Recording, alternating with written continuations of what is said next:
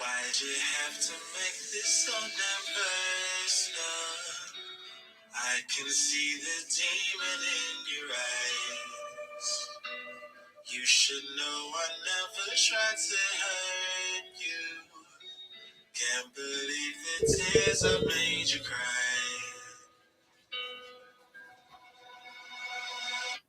Murder on the dance floor, murder on the dance floor. Who knew? Shining on our floors, do we ever time? Kisses on the dance floor, kisses on the dance floor.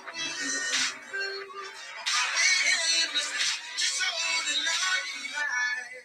We're caught in a house fire.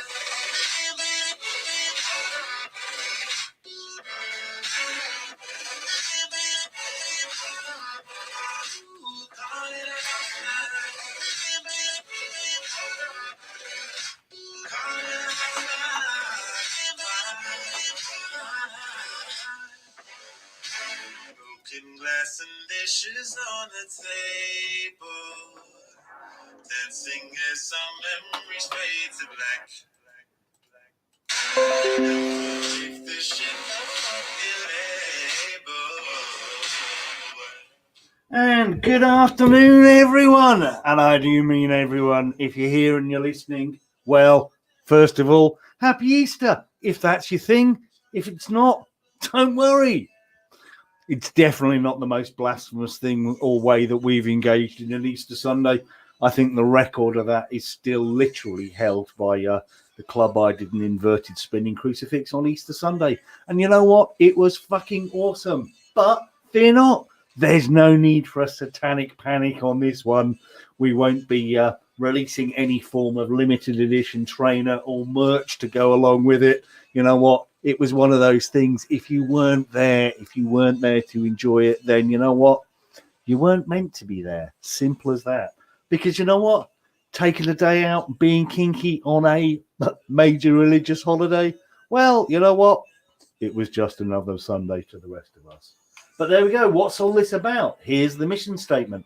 LAM Live is a series of live streaming events for kink-positive, consenting adults during UK lockdown, providing a place where we can connect and, share as a community as we like to do in the only way we can during these difficult times. We try and stream as much content as we can, but the problem is we are occasionally subject to content takedown. Unfortunately, this week, we're not coming at you via Facebook because someone didn't like the music we played. We hadn't even got to open the mic and speak, and we were shut down. But there we go. Discussions are to be had with Facebook on that one. But there we go. The best part of this, however, bit of a save the date, because you know what? Events are coming back. They're coming back soon on the 17th and 24th of April. It's why I'm not surprised they tried to take down the Facebook feed on this one, because you know what? Some cockwombles, they just don't like it for some strange reason. But there we go. But we are coming back out, and we're coming out with some awesome outdoor events first. And then, you know what? 5 o'clock, I might be announcing a few extra additional things that are happening across this season. So you'll want to tune into that for 5 o'clock. So what's the rest of the agenda that's going on today? As it's a LAM weekend, it's a little bit of a packed one. At 1 o'clock, we've got our traditional orientation for newbies. At 2 o'clock, we're going to have a replacement for healthy mental practices as the kink shrink is understandably spending Easter Sunday with her mother. So what we're going to do is have a little bit of a session, Jerry and I, on coming out as kinky. Some advice, particularly because there are people at this stage who are exploring, who are going to be taking their first steps. And you know what? Let's do that ethical and responsible thing and try and guide them on those. At 3 o'clock, we drop in with Zach with a bit of an age play school theme related book reading, 6 of the best, and then some comedy from the Kinky Life Coach at 3:30. And then that winds us forward to an awesome age play workshop, the Littles edition from Zoe the Real Brat, part of the LAMchester crew, something to look forward to between 4 o'clock and 5. And then I'm going to be back at the mic at 5 o'clock with some LAM updates. We've also got a bit of a draw going on because we're closing out the LAM bonds today and having that one final draw to say thank you to those that took part in that. Now, as part of this broadcast, you are going to be exposed to some adverts, but don't worry, there's no food concession, so you don't have to worry about that filth monster, Hanshi 57, burrowing through a bottom of a bucket of popcorn. It's all tongue-tied today, but there we go. One of the most awesome adverts, I have to say, and something of a mantra through these difficult times, is this from Daisy.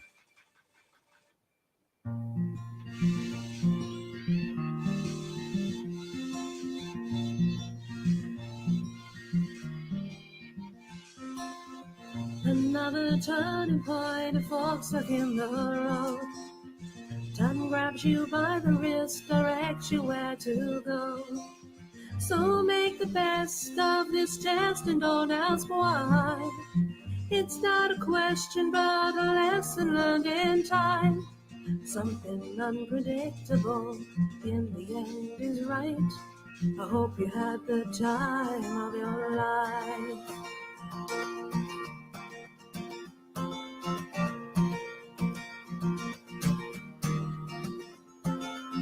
So take the photographs and still frames in your mind. Hang it on a shelf in good health and good time. Tattoos of memories and dancing on trial. For what it's worth, it was worth all the while. Something unpredictable in the end is right. I hope you had the time of your life.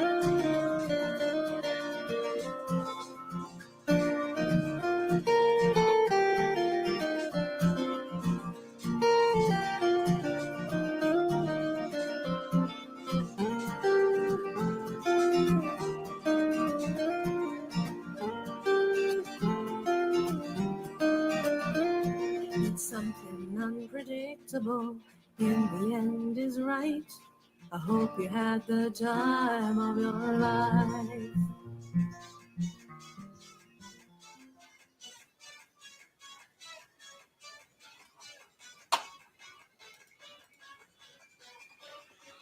Now, I mentioned them just a moment ago. The reality is it's now closed. Tickets are now closed for the bonds.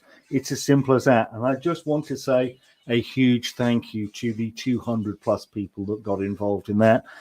We are going to start giving you the opportunity to cash those bonds in as we open up with events. So from June onwards, those bonds are going to be cashable, but we've still got some bonuses for those bond holders. So at about 5 o'clock today, I'm going to be doing another draw. And you know what's on offer? Nice, simple one, this.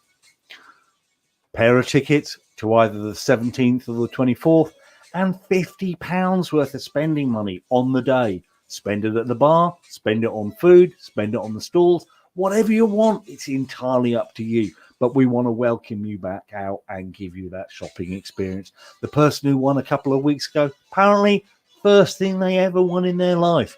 And what could be better than that? A day out, particularly at this time. Talking about things to look forward to, I'm just going to quickly phase, because I've just realized I've not updated one of my slides, which is the next one, which I will do now. It was a customer of these people, and they were in here. So let me just phase that back across. Where's my transition button? There we go. Yes, it's Far-Flung Kink. Big thank you to all of our international viewers. Terribly sorry you can't really come to our in-person events as easy as everyone else. But you know what? If you're doing a business trip or traveling through Europe, then always worth considering making sure that's on the first weekend of the month. Or if you're elsewhere in the UK and it has to be the fourth weekend of the month, then catch us up in Manchester or wherever we happen to be on that event. So on this particular occasion, we had a purchase last month from F3 Works in Australia. Bit of a funny one, this one. Pair of safety scissors. it cost more to post them than the safety scissors. And the funniest aspect of this is that person has won because it was the most unusual and far-flung item for the month. So we're sending you a credit voucher for your purchase to purchase again, either with F3 or one of the other stalls. Simple as that. You know what? What a bonus. And another reason for shopping at LAM, because you know what? We're doing this every single month, and all you have to do is be a customer. Be a customer who is into discernible quality of kink items. Simple as that. Outside of that, you just have to shop with one of our stalls. Okay, we'll do the rest of it. We'll chat to them a couple of days before the end of the month or before the first broadcast of the month, and we'll find out who's been shopping, where they've been shopping, and we'll follow that one up. Simple as that. Talking about awesome things that have happened in the last 12 months, I have to say I've had a bit of a heads up on this. I've seen it before the rest of you, and I'm very excited to see more and more of it. Because you know what? I think there's a new leader in innovation and quality around, and it has to be this.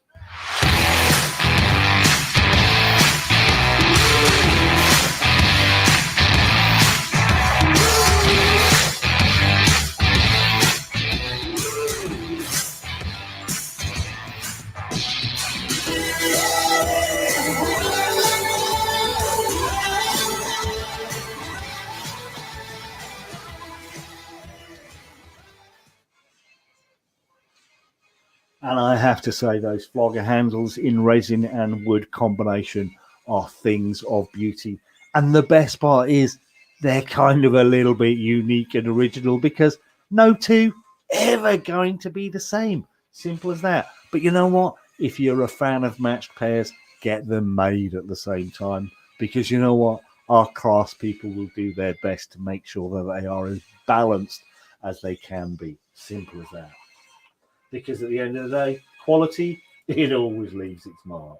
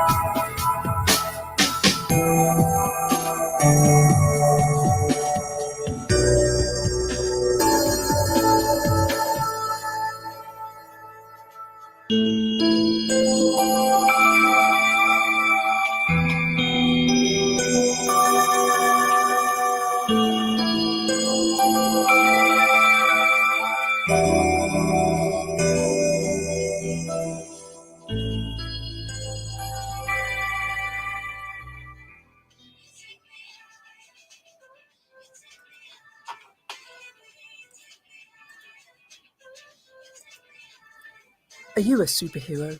Are you fighting injustice in this world? Do you want to kick COVID's butt? Then grab a mask to outlast this pandemic. If you're into the themes of punk, fetish, gender fuckery, or neurodiversity, this is for you. Come, join the other misfits, freaks, and weirdos, and celebrate your own unique expression!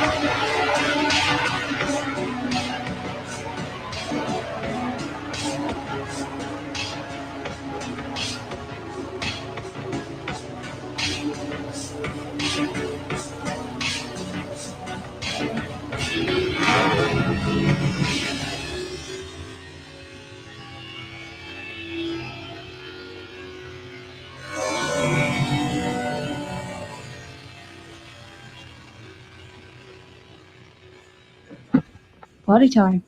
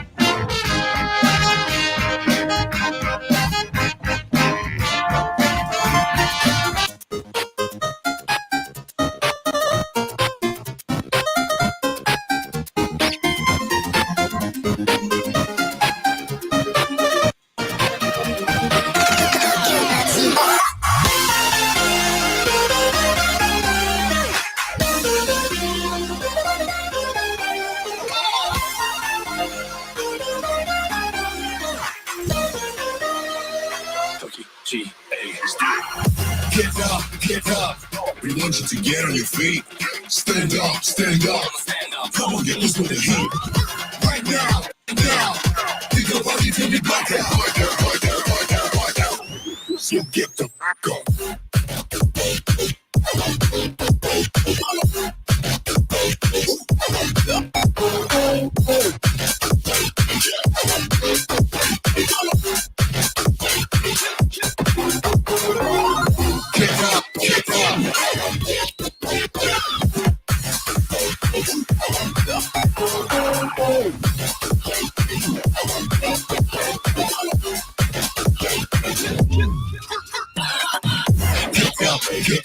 Get up, cause we gon' light up this place. We got the business for days.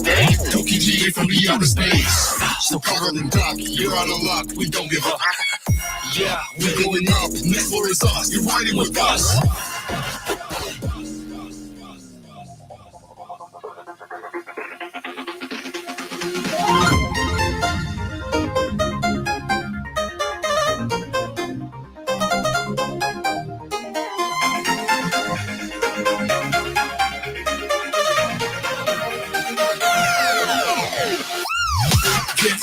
Get up.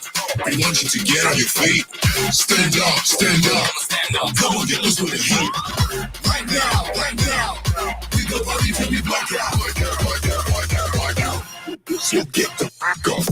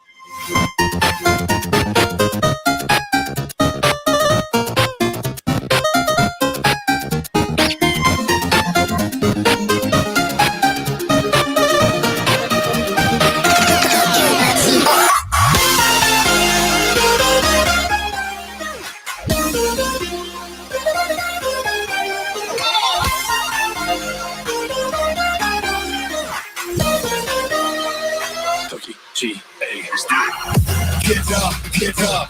We want you to get on your feet. Stand up, stand up. Come on, get loose with the heat. Right now. We go party till we black out. So get the fuck up.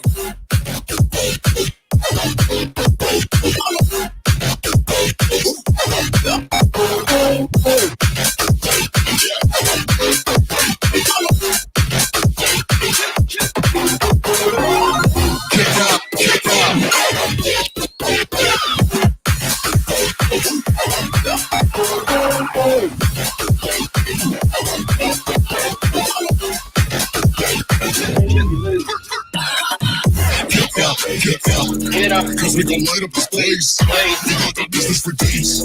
Cookie GA from the outer space. So Carl and Doc, you're out of luck. We don't give up. Yeah, we're going up. Next floor is us. You're riding with us.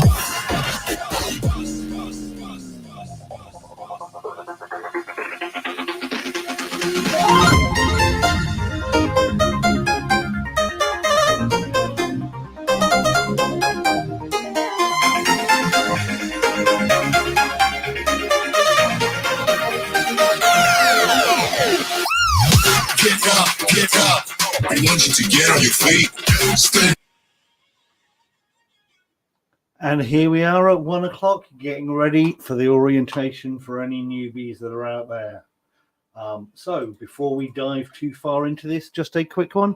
If you're not already a subscriber, do yourself a favor. Slide over to that subscribe button, give it a tinkle. And then you know what? slap that bell, spank it, kick it, whatever you have to do. But it's the only way you're going to get notifications on what's going on at the moment.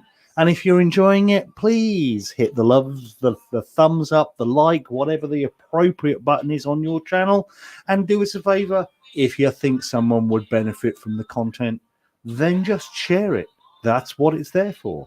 And occasionally, if you look back in the archive, there are questions that are appropriate that maybe someone around you needs the answer to. Then just find the index, share that point in time, because that's what this is really all about. So, newbie introduction, here's the agenda. Going to talk about Kink Positive, a couple of messages from me, then the introduction video from Phil, then consent is like a cup of tea, and then some messages out the back end. So what's all this Kink Positive about? Well, it kind of sums up what LAM is all about. It's our ethos, our core message. And at the end of the day, we are open to all genders, all sexualities, all levels of experience, all backgrounds. It really doesn't matter, as long as you can see that kink is a positive influence in our lives. You know what? You don't even have to be kinky yourself. It's about accepting the positive role it plays in ours. You know what? We care not what's between your legs, who you want between your legs, how many people you want between your legs. If you want to change what's between your legs, if you don't think you have anything sexual between your legs, then you know what? You should be welcome at this event, because it's all about ethical, consenting, responsible adults communicating with each other. Simple as that. There is no dress code for attending LAM Live, just like LAM itself. You can rock up in your streetwear, you can rock up in your PJs. All we ask you, no nudity. Simple as that.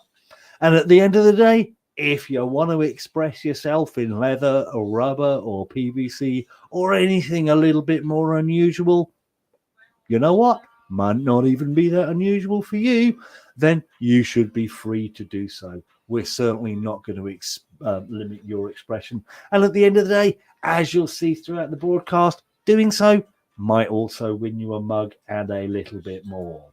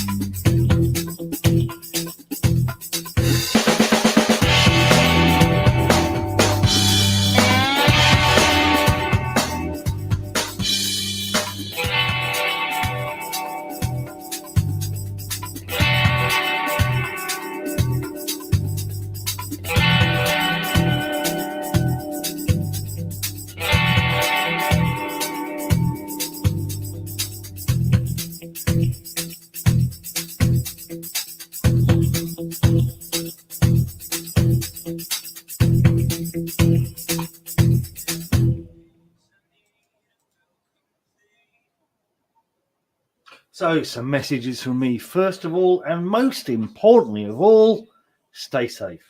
Now, I totally get that means different things to everyone and in different contexts, but it's one of those things that we have to navigate. Don't just think about yourself. Think about the people you come into contact with and have those conversations. Make sure that you're all abiding by the level that is comfortable for all of you. It's as simple as that. After that, stay clean. Wash your hands, give people space, wash your face. You know what? Spend the time cleaning your toy collection. Give it some care and attention. How many of us can honestly put our hands on the heart and say, we do enough of that? We try and get other people to do it as much as possible. But you know what? Under current regulations, that's just not allowed unless you live with each other. Simple as that. So outside of that, please, if you can, send a supportive message to the stalls, because you know what? It's not easy at this time. They're not large corporates. They don't have HR departments. They don't have banks of people looking after them on a regular basis. And sometimes just that reaching out really helps. And I'm going to go one step further.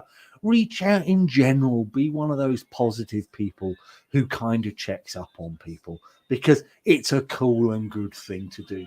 It's nice when it happens to you, and it only really happens to you because you do it with other people as well. So let's start some of that positive spin going and carry it forward. If you can, share some of their content on social media. We can't put the customers in front of them at the moment that we'd want. We're working on it. We've got a very packed schedule for the rest of this summer. I mean, seriously packed. I don't think I've ever attempted to bring 3 events per month forward. But you know what? That's what it requires at the moment, because that's the support they need from us.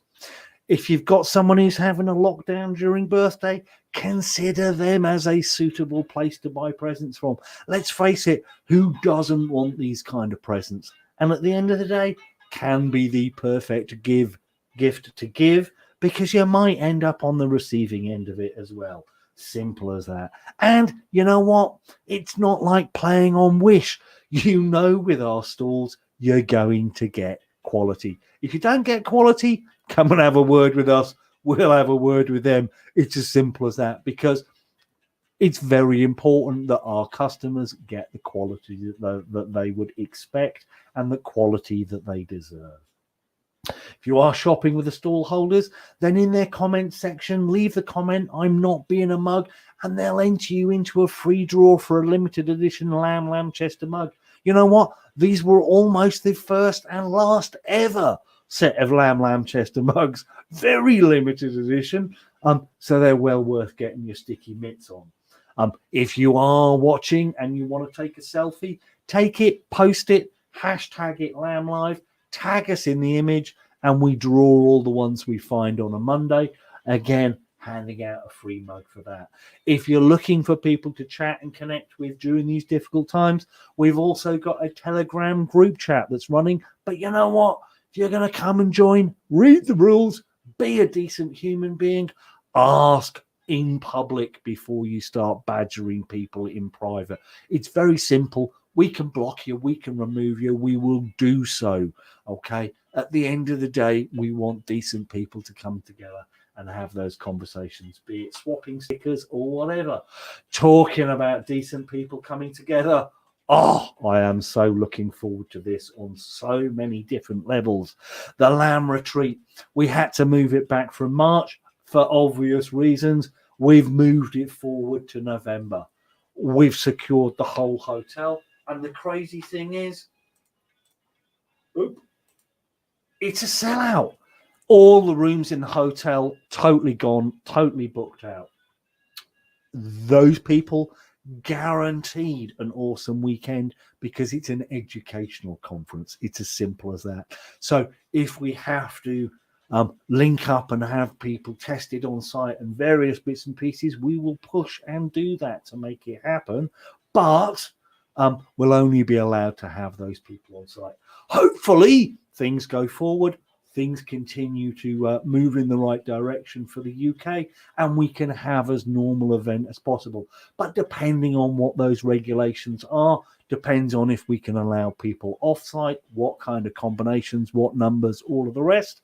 So what we've had to do is generate a waiting list. So if you're interested in attending that in any capacity, sign yourself up to the waiting list, because that's how you're going to hear first. Well, bondholders will hear first. But you can't get onto that list anymore. So therefore, you're going to have to sign up on the waiting list. It's as simple as that. But as soon as we have some clarity on what's moving forward, we will let you know. And don't worry, if you've got one of those tickets for a room, we haven't sent out the additional ticket numbers yet. We'll be doing that a little bit closer to the time. What we didn't want to do is have a huge amount of cash sitting in the bank and other things that we needed to spend it on. It was better not to have it, because you know what? That's the ethical way of cash handling from my perspective. It means that I'm not embarrassed later having to dig deep in my pocket if there were a problem. Well, this is the schedule of what's going on with LAM Live at the moment. While we can't come at you with events, then on the first Sundays, there's going to be a long version to replace LAM. On the second Sundays, there's going to be a quickie edition. Third Sundays, quickie edition. Fourth Sundays, in lieu of LAMchester, another long edition. And when fifth Sundays are present, we'll come at you with another quickie edition. Simple as that. Now, some of you are probably wondering what on earth is going to happen on those days when we now have LAM events and LAM Live scheduled at the same time. Well, lo and behold, we're going to come at you with a fusion. It's as simple as that. And the reason for a fusion? Well, the reality is we can open up and have shopping. We can have indoor shopping subject to rules, regulations, and restrictions. But what we can't have at the moment is a room full of people attending a workshop. So what we're going to do is create a hybrid event where you'll be able to interact with the live stream, or if you're on site and you want to engage in healthy mental practices from a social distance, well, that's going to be possible because, you know what, you can connect using your phone, not only via our own secure Wi-Fi network that we'll be putting on site, but also via the live stream if necessary. So best of both worlds moving forward. It's going to be a challenge. There's new technology that needs to be put on board. I need to build myself a mobile studio so I can take this concept of touchscreen video editing out to the masses. And you know what? It's going to be a blast. There's going to be times that it's stressful and panicky, but I think we're going to have an awful lot of fun. And at the end of the day, I didn't want to actually not learn the lessons of the last year. I wanted to integrate the best of what we've generated online with the event moving forward, and therefore, best of both worlds for everyone. Mentioned this before, again, the LAM bonds are now closed. You can't get your hands on one for love nor money. And to be perfectly frank, with time, this is going to be like seeing the Beatles down at the Cavern Club. You're all going to wish that you got on board this particular bus.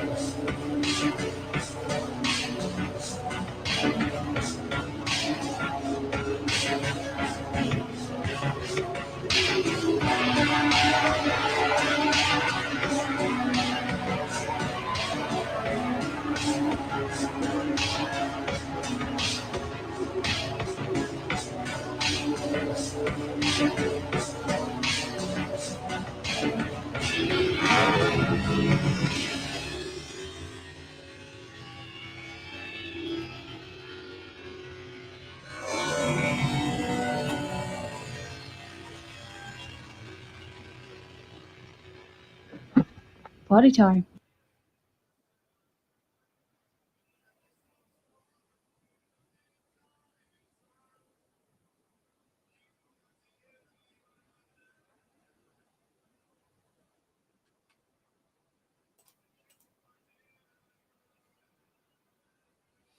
And of course, whenever we're on air and live stream, if you're looking for a watch party, virtual munch, whatever you want to call it, drop in. Details up on the screen there. In fact, what I'm going to do is just cut and paste those into the chat. So some of you will be able to click on a link. And that will make life a little bit easier.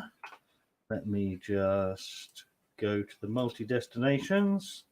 And there we go. So if you're looking to catch up with some of the crew, some of the stall holders, and just some of the people who hang out and enjoy LAM Live, then that's a place to do so. No pressure, chill, relax, whatever you want to do. There's quite a lot of content to get through today, so you might want some company. Talking about awesome company, got to say, these guys, new to us throughout 2020, came on board during the pandemic, attended a couple of the outdoor events, and I've got to say, I love the way that they're developing. Some awesome paddles and woodwork, upcycled from whiskey barrels. Simple as that. And what they've done is they've put together a little art of sensation spanking workshop. And all you need to do, don't worry, the slides are going to go fast. Then you just pop it on pause, read the information, move on to the next slide. Simple as that. But what a great sharing format.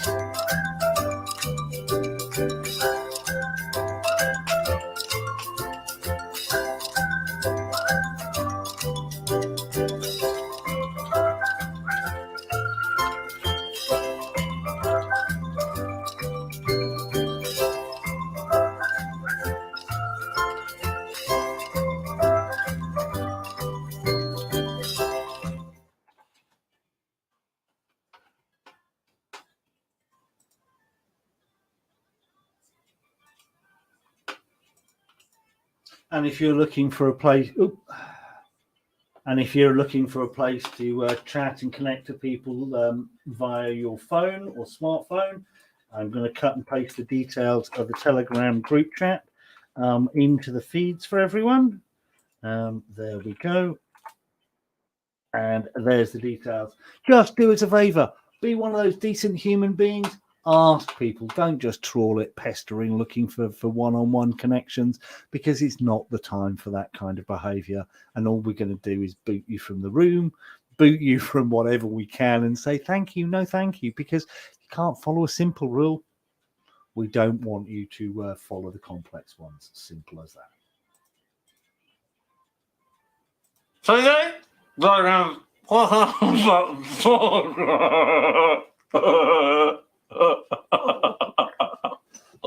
I'm gonna enjoy this video. 1, 2, 3, 4.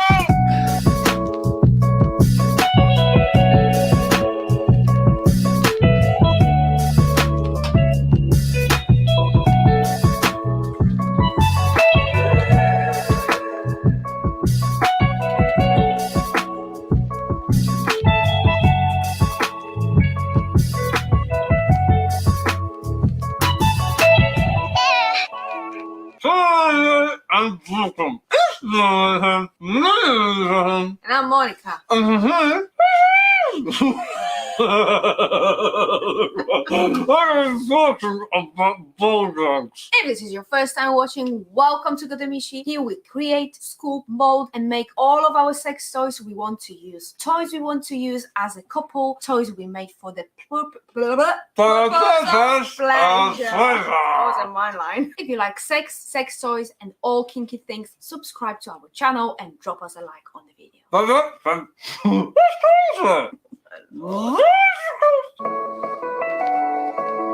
One, two, three,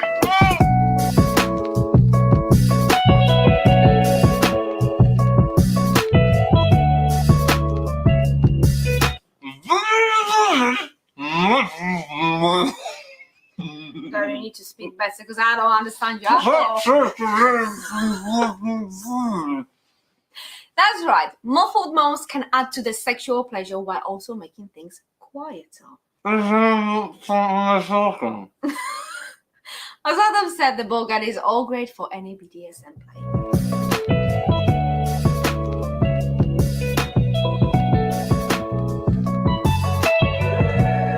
The ball gag has a leather strap with a buckle fastened back for easy adjusting. Attached to each side of the strap is a strip of a rubber that has pop studs on each end for easy removal when cleaning. The rubber strip also makes the ball gag more comfortable when in your mouth. Don't you agree? See, it's really comfortable. You won't even know you're wearing it. The ball is made of planet. Oh my god, my lips are silicone. Fucking electrical. The ball is made of silicone and it has I'm sure you're gonna understand that, Adam.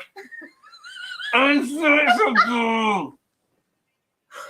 Flexible. Oh, It's flexible. It's like flexible. The ball is made of platinum silicone, meaning that it's hypoallergenic, tasteless, and odorless. My sister's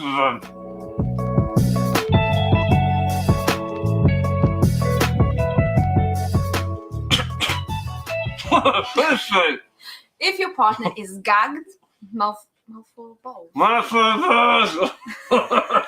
Safety words are not the best options, so make sure there's something visual you recognize. Waving. Okay. If your play includes being more restrained, then a tip we picked from Jess Wild was holding an object that you can drop, something like a cat ball with bells inside. One,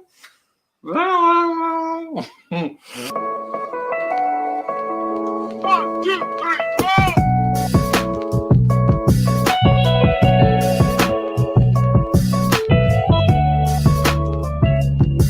Cleaning is super easy. Just unclip the ball from the strap and wash using warm soap water. The leather strap should be cleaned. with a damp cloth. Yeah, with a damp cloth. Yeah, and then allow the ball gag to clean. Yeah, air dry. Is that what you meant? I'm a mind reader. One, two, three,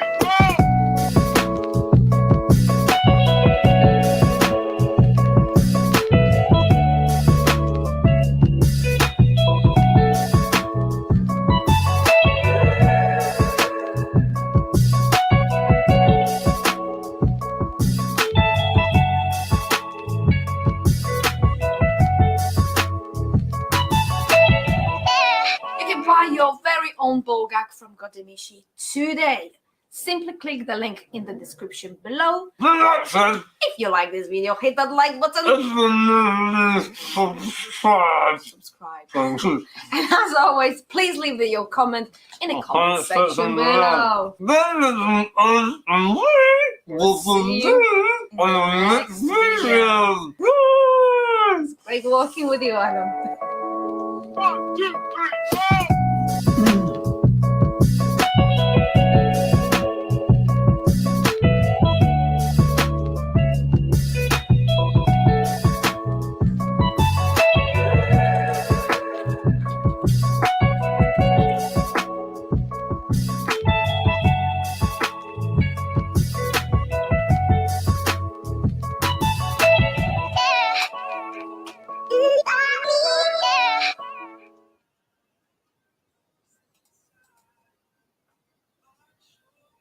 And don't forget, where we normally have a no photography rule, you're in your own homes, or you should be, simple as that. Or you know what? You could be out in the park, but wherever you are, feel free to take a selfie. All you need to do, take it, post it on social media, tag it or hashtag LAM Live, tag us so that we can find it, and we'll enter them in for a draw. So where possible, stay home, stay safe, and above all, stay kinky.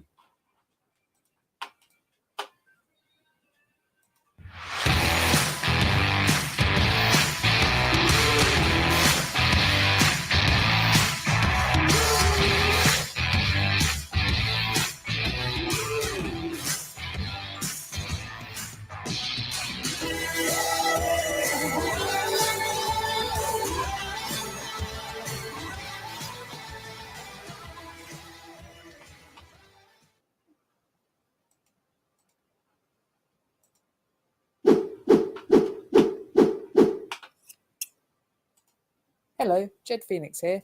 I thought I'd do a little voice update about what's going to happen with the brand for 2021. For those that don't know about Jed Phoenix of London, we're an alternative leather fetish clothing company that specialises in menswear, women's wear and garments for those in between. But we're also going to expand, especially in 2021, into other items of style and fetish. It was actually Cosmic, who organises London Alternative Market, who commissioned a new rope bag to be made at the end of 2020.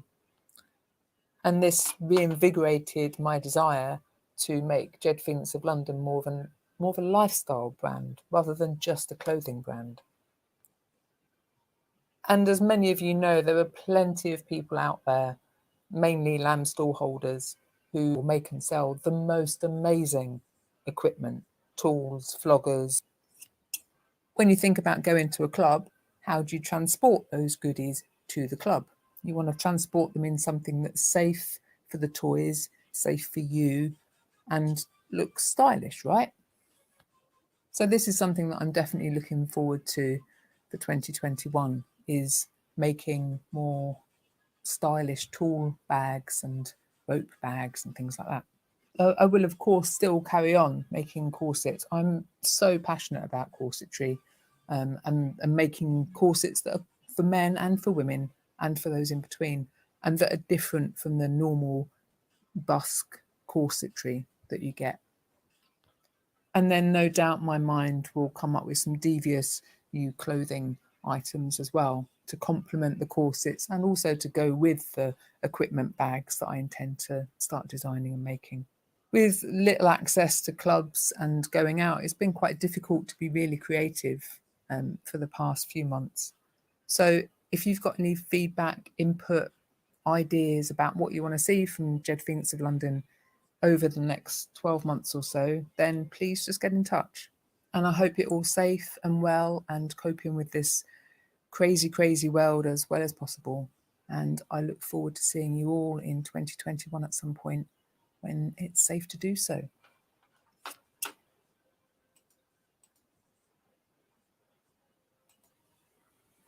Hi and welcome to LAM, such as it is.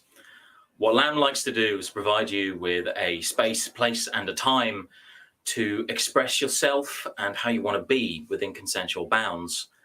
We can't do that at the moment because of the quarantine, so what we're doing is a virtual LAM instead, and welcome to that. We've got a lot going on. We've got stall holders on display. We've got different forums, different rooms. We can still provide you with workshops. So we are hoping that it provides you with at least a little bit of a fix to get you through this really dark time.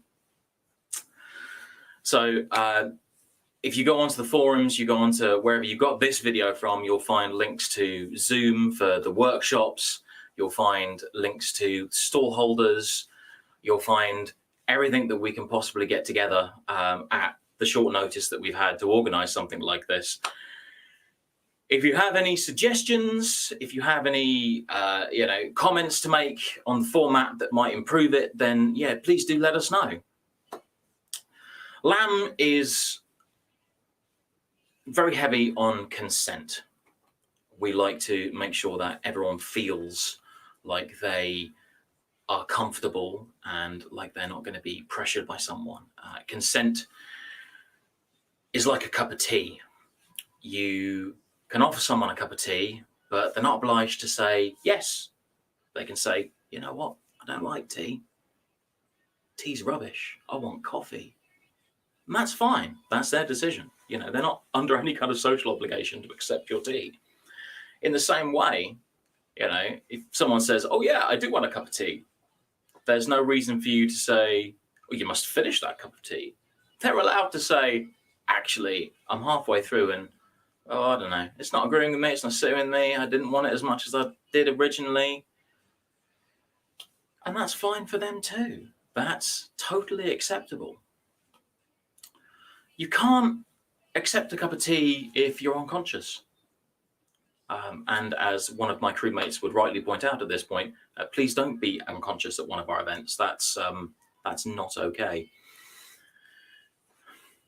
We like to give you these hints, tips when you come to LAM so that you can navigate the world of kink safely, because ultimately it's up to us to self-police it.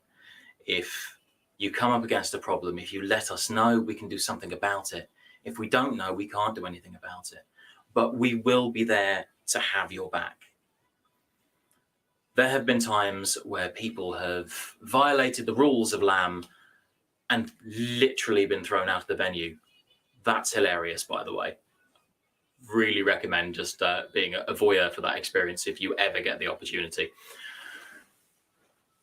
But that really does bring me nicely on to the rules of LAM for when we do go there, when we do go back. First and foremost is no photography. No photos, no photos. We say no photos. When I'm there in person, I get everyone to repeat it back to me after a 1, 2, 3, because it's such an important rule. You see, if you're just taking a cheeky selfie in the toilets and someone wanders into the background, just passing by, and that photo ends up somewhere on social media, on the Twitters or Instagrams or whatever else, then, you know, someone could recognize that person in the background on there. And if they're in a caring profession, you know, they deal with vulnerable people, they could lose their entire career. Doctors, nurses, lawyers, carers, teachers, all those people we're really relying on at the moment are really vulnerable in the kink world, and it's up to us to protect them. There are some exceptions to the photography rule. We do have crew photographers on standby. We have crew who can help you take photos if the you know, on your phone, if you want to take a photo of something, or you know, you're looking at a stall and think, I don't know if my friend wants to put this up their butt in green or in purple. We can help that. Okay, we can give you that assistance. The crew works really, really hard to get you through the day like that. We put in a lot of effort just because we want you to have the best day possible. This is new to us, so be patient, this virtual event. We hope you enjoy it. Thank you very much.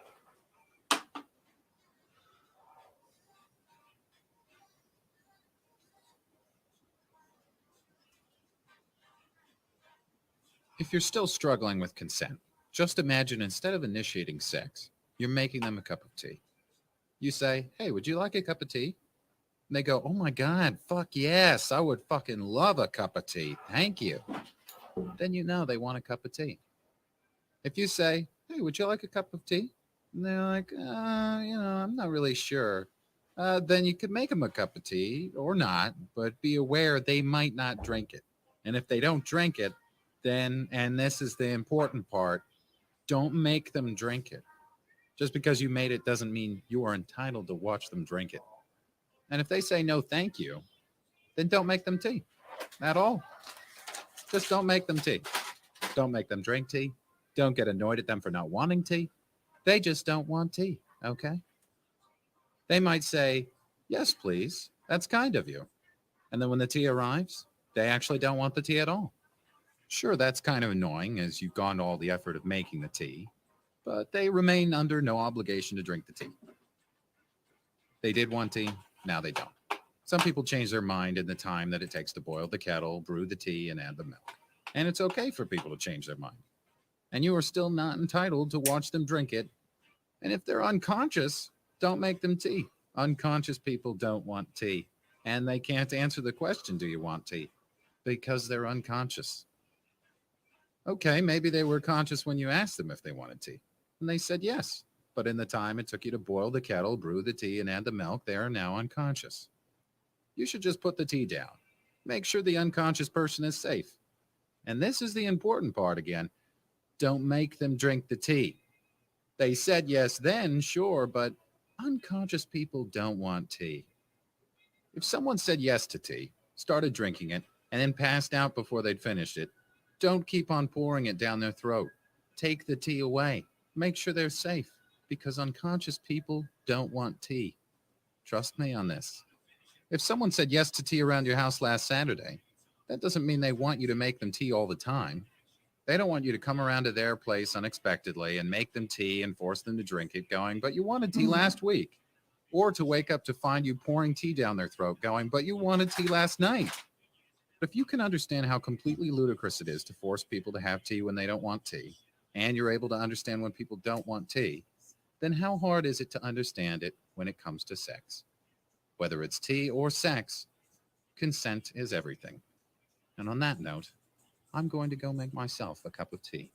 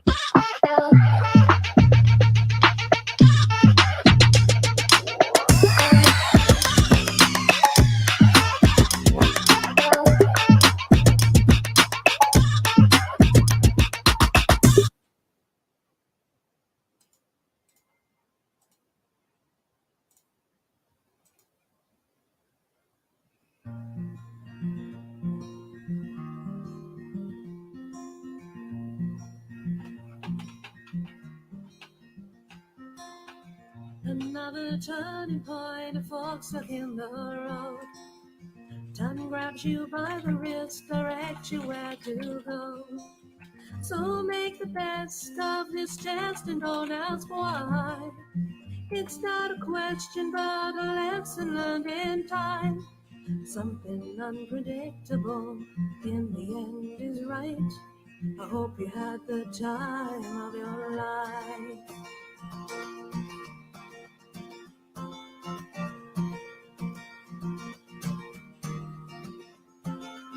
So take the photographs and still frames in your mind, hanging on the shelf in good health and good time. Tattoo the memories and dancing on trial. For what it's worth, it was worth all the while. Something unpredictable in the end is right. I hope you had the time of your life.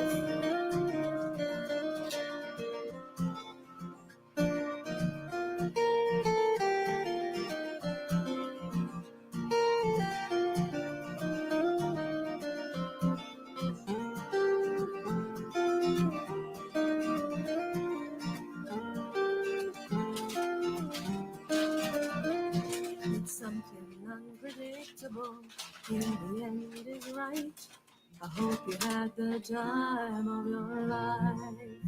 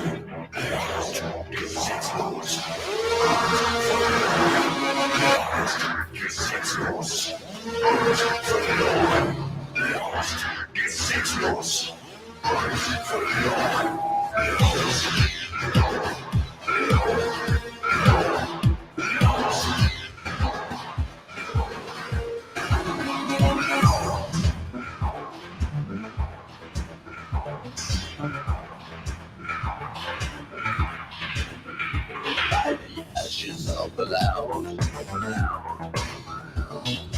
lawless and the lost.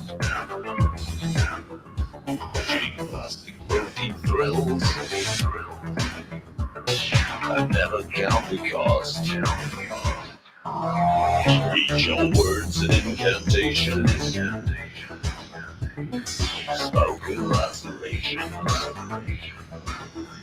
I repeat and I repent of leisure. Every sin I spend in pleasure. We're just the same. In heaven's name. Loud noise, we are lost. We are lost.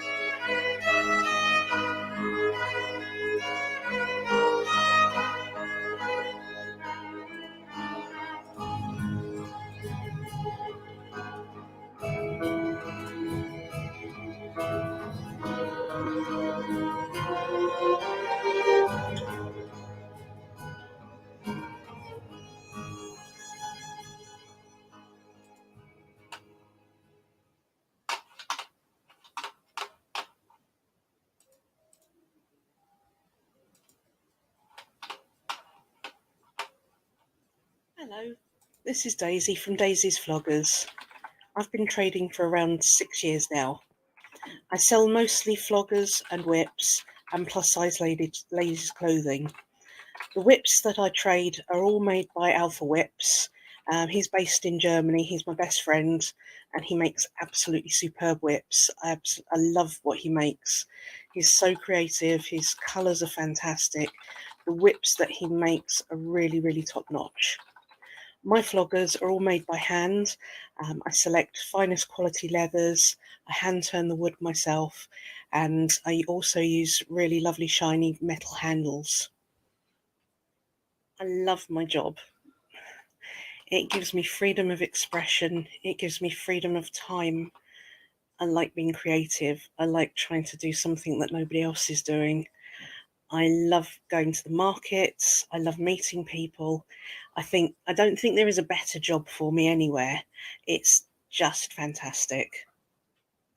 What's the best feedback I've ever received? Well, one night I was at a club and I was admiring a pair of floggers that a young man was using. And I asked him where he got them from. And he said he really couldn't remember, he'd been gifted them, but he could put me in touch with a really good flogger maker who he was close friends with. And after a long time waxing lyrical about this particular maker, I asked, well, who is it? And he said, Daisy. And I said, I don't know you. He said, I don't know you either. I said, yes, but I'm Daisy. It was really nice to get the compliments, and the poor young man blushed very, very red. But yes, I can make floggers. And if you have something in mind that you'd like me to make, I will make you something. It will be my pleasure. You can contact me outside of LAM either by my website, which is daisiesfloggers.com. I'm on Facebook as Daisy's Floggers. I'm on Twitter as Daisy's Floggers. I'm on Instagram as Daisy's Floggers, and I'm on FetLife as Daisy's Floggers. So you can always get hold of me one way or the other. I am around. It's just me in the business, but I do pick up the mails pretty quickly. Hopefully the website's up and running now. It's a brand new one. Had a few teething problems, but hopefully everything's working now. Otherwise, go through LAM, and one of the LAM crew will get in touch with me, and I can get back in touch with you. Thank you very much for your interest.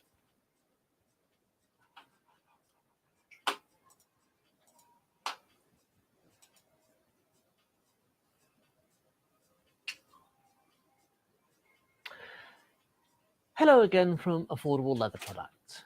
Well, as you may have heard, there's some great news if you come to visit us at the London Alternative Market, because the markets will be starting again very soon. And we have 5 of these LAM £5 discount vouchers to give away. To win one, all you need to do is subscribe to our YouTube channel and either leave a comment or make sure that your subscription is public so we can actually see who you are and know that you subscribe to our channel. Just visit our website at affordableleather.co.uk and click on the link that says come and visit our YouTube channel. Once we reach 100 subscribers, we'll draw the 5 lucky winners, and you can use the vouchers as a discount off any purchase at a London Alternative Market, or to get yourself a free entry to the market instead if you prefer. Whichever you do, we hope we see you soon, and we look forward to your custom. Visit our new, revised and updated website at www.affordableleather.co.uk.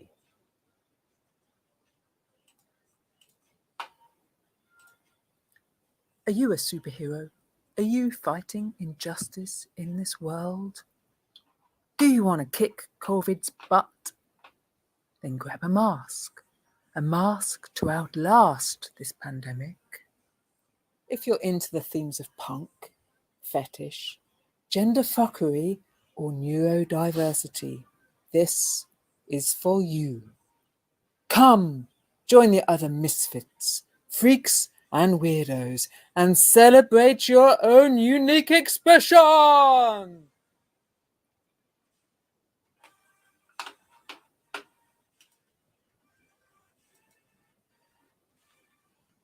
Hi everyone, it's Phil again.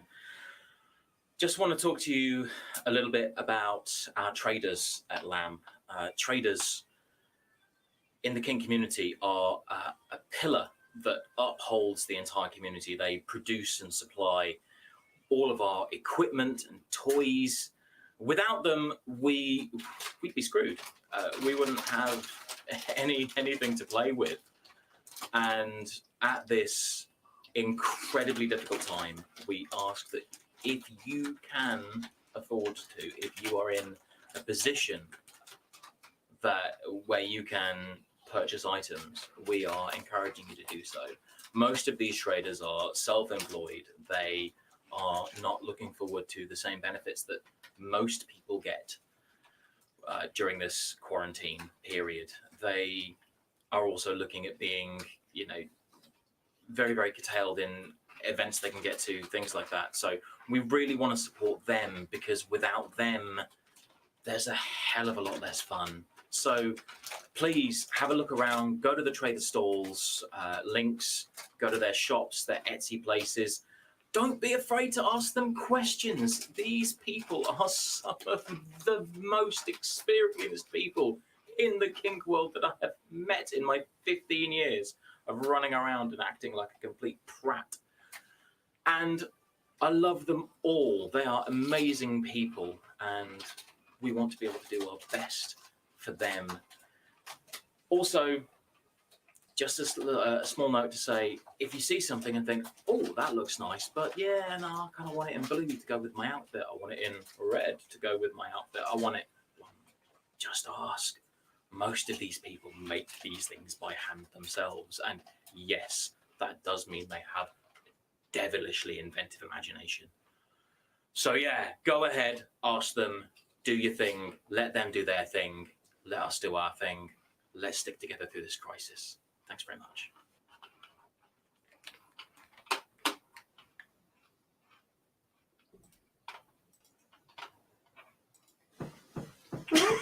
Hello everybody and welcome. If you are new here, my name is Adam. My name is Monica. And today we're going to talk to you about 3 pegging positions. So we're going to talk about what we see as the 3 main positions for pegging. From these 3 positions, almost every other is a slight variation in body positions, such as furniture, chairs. So let's get this party started. So let's start with the one that everybody knows, doggy style. So the person being pegged, hello, is the one at the bottom on the hands and the knees. And the person doing the pegging is at the back on just their knees. This is so off-putting, Monica. It's a very simple position that involves the pegger to be doing all the work. Oh my God. Fucking tired.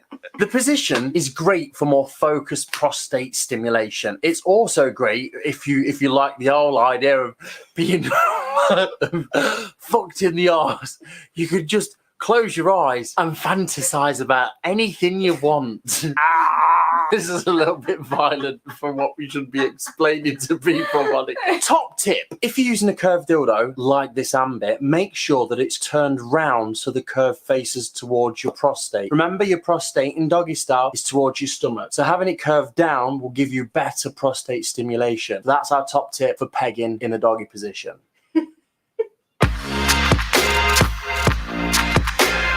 So another staple sex position is missionary. Gives you that a little bit extra of being dominant. Him on the bottom, you on the top. You can control the speed, how much you want him to fuck.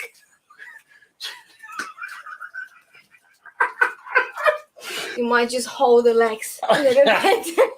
This position is great if you like to watch, especially if you want to play with his penis, cock, genitals, whatever you call it. It's just like, Top tip, you can grab a pillow and put it under his back. It will allow you to get a easy access to his anus. This is the cowboy. Yep, you got it. Just like the cowgirl, but he does the riding. This is very much the dominant submissive position. It lets you have complete control over how quick or how slow or even how deep or how much stimulation you want to have on the prostate. This is much more of a relaxed position for the pegger, who's just lays on the back while the peggy does all of the work. Do you class as a peggy? The person having fun does all the work. This is a really good position if you want to be in control of what you're actually doing, but it's also really good for the pegger. They can play completely with whatever they want to. Top tip. This is a great place to play around with edging. If you don't know what edging is, it's where you get to almost to the point of climax and then stop. And then you start again and then you stop. While you're in this position, you can have the person below edging you, so wanking you off or something until you get to the point of ejaculation and then stop. Don't stop! Go again. The build-up of almost having an orgasm repeatedly makes the actual orgasm more explosive. So those are what we would consider the three main positions for pegging. Everything from those three is a slight variation. Positions like doggy style, but with you on your front instead of on your hands and knees. Side by side while spooning. Cowboy on the edge of a bed, doggy up against the bed. All of these positions are essentially a slight variation and twist on the three ones that we've just shown you. Remember, just experiment with your partner. Just find your favorite positions because everybody is different and each position will work for each person differently. If you like this video, hit that like button. If you are new here, then subscribe. As always, we want to hear your thoughts. So please leave your comments in the comment section below. That's it for now. We'll see you on the next video. See ya. Oh my God, Monica, keep going. Keep going.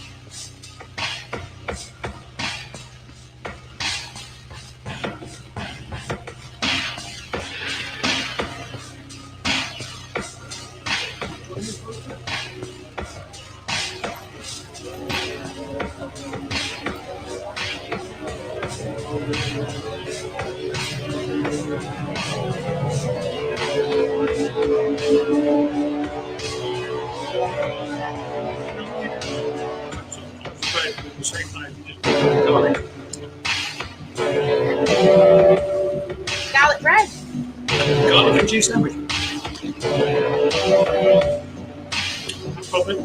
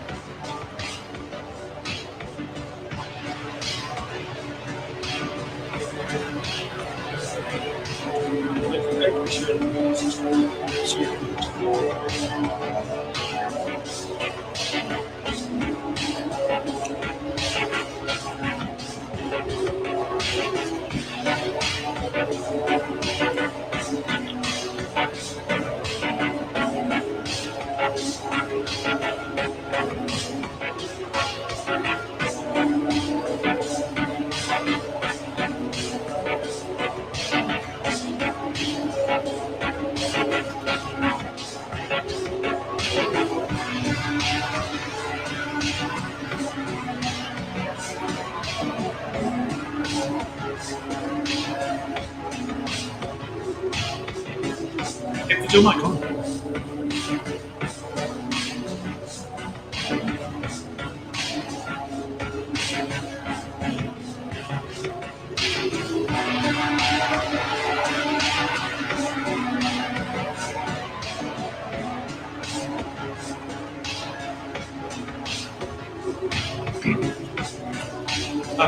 everyone feel free to unmute yourself if you want. This is I might get a reception of this in the chat.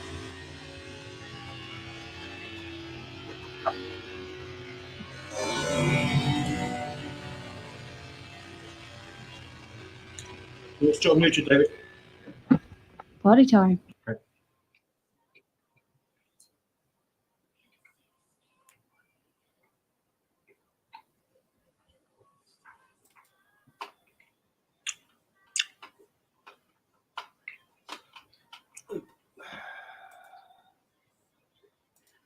And there we go. And welcome, Jerry. Hi there. Hello. So, yeah, sorry, a little bit of a slippery transition there, but we're back and on with this one. I'd like you to be slippery in any way. I know. So unlike me, and especially on an Easter Sunday. God's birthday. No, God's death day, isn't it? Resurrection, I believe. Is it? Oh, if I remember the story correctly from purgatory studies as a youth, I think isn't this the time that he resurrected, right, as opposed to the time when he was killed on Good Friday and came back. His birthday is supposed to be Christmas, I think, is the official line. That's right, yeah. And I think this is the one where you get to rise from. In fact, no, it's God's Son's resurrection. You see? Yeah. Jesus. Isn't it amazing that Christmas has got the same? You know, Christ was born on a Christmas day because it's Christ and Christmas. It's brilliant, isn't it? He was actually lucky. Of all the days in the year he could have been born, he was born on Christmas Day. Yeah. So why do they call Easter as opposed to Jesus' resurrection day? You see, it would be so much easier if they were just clear about it. But there we go. That's the problem I have with religion. They're not clear about anything. No. It's all a little bit wishy-washy. Now, you need something with some clarity and focus. Now, use a manual. His almighty noodliness, the flying spaghetti monster. Now, that's a religion I can get behind because it's clear, it's got a manifesto, it's structured, it's logical, it's all out there. So, this you have is your probably... Pastafarian. You have your Pastafarian hat. Actually, I can go get mine. Yeah, I don't, unfortunately, but there we go. I was using mine to strain pasta just last night. Yeah, the problem is it disagrees with my position on carbs. But there we go. So yes, so first of all, obviously Debs can't be with us today, so thank you for hosting for us, Jerry.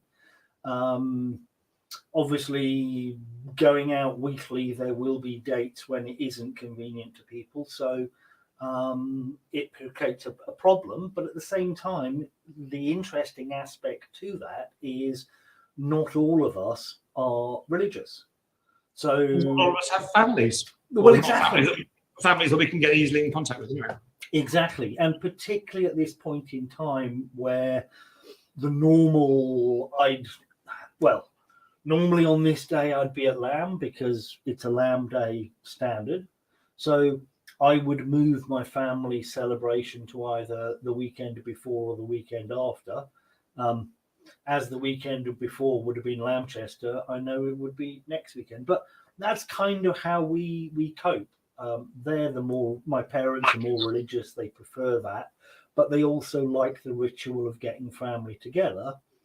But everyone knows that, unfortunately, I don't really have much of a choice in not doing this because otherwise we'd be sitting there with an empty chair. Oh, look. It's one of those. Yes, we very much wish Debs and her family all the best for today. Yes. In the past, we've shown some archive recordings which haven't gone down very well. We've also done some Ask Cosmic, but Cosmic suggested that it may be useful to do something on coming out as kinky because I think a lot of people over the past year have had the time to explore and have said, "Oh, this is interesting, and maybe this is for me," and maybe. The virtual events are a great introduction. Maybe when we can do real things again, I'll actually go to something for real. But equally, they've been going through that journey very much on their own for the past year, many of them. So we thought we'd just throw it open and say, right, the general subject is coming out as kinky. If it veers off in some other direction, that's fine. Deb's workshops, certainly the live ones, always do veer off in all kinds of strange directions. So please feel free to contribute. Unmute your mics if you want to. This is not a Ask Cosmic or an Ask Me. It's a general open discussion that hopefully we can facilitate and share some of our own experiences. Yep. And as a subject, I mean, when we had the chat about this in the wee small hours of Thursday/Friday, to me it was one aspect, an area, but it's a multifaceted thing. So it might be interacting with kink from a relatively new perspective, but also there's the coming out in terms of communicating your kinky nature with your family, friends, and being more open with it. So there's the other end of that spectrum that I think there are some interesting shares to be had in as well. And the final aspect is very much the introverted aspect, because before we can actually kind of come out to others, there's that adjustment and understanding of kink ourselves. So you have to kind of be comfortable enough internally in order to take it out moving forward. Yeah. Serenity Kicks, if you're intending to speak, you're coming out very muffled, and if you're not intending to speak, your microphone is leaking. By all means, speak, but if you're not speaking, could you mute it if you're making noises? Yes, and in fact, a year and but a few weeks ago, at our very final LAMchester before the lockdown, we had a couple of people coming up to, certainly to me, and saying, this is the first thing I've been to, it's absolutely wonderful. And then within the next 3 weeks, they're saying, what do I do now? It's all shut. I've just discovered and opened this rabbit hole, and now it's shut, and I can't go anywhere. Liv says, I'm new to the scene, never been to a real life event. Aha, everything being put online definitely made it more accessible. And you've been very present over the past few weeks, turning up at various things. And that's great. And can I address that specific point? And I would say, go to as many online things as you can with as much diversity of them as you can, because it's actually, for the first time ever, you don't have to chew a wasp to understand how painful it is. Yeah, and it's an awful analogy, but you can now drop in on certain things in a digital capacity and initially get that feeling, is this for you, is this not for you? Because there is a danger that when you come to kink being new, that you think, oh my God, I'm kinky, therefore everything that's kinky is going to be what I like to do. And the reality is, everyone has a different way of doing it, and you have to get to that stage of, oh, actually,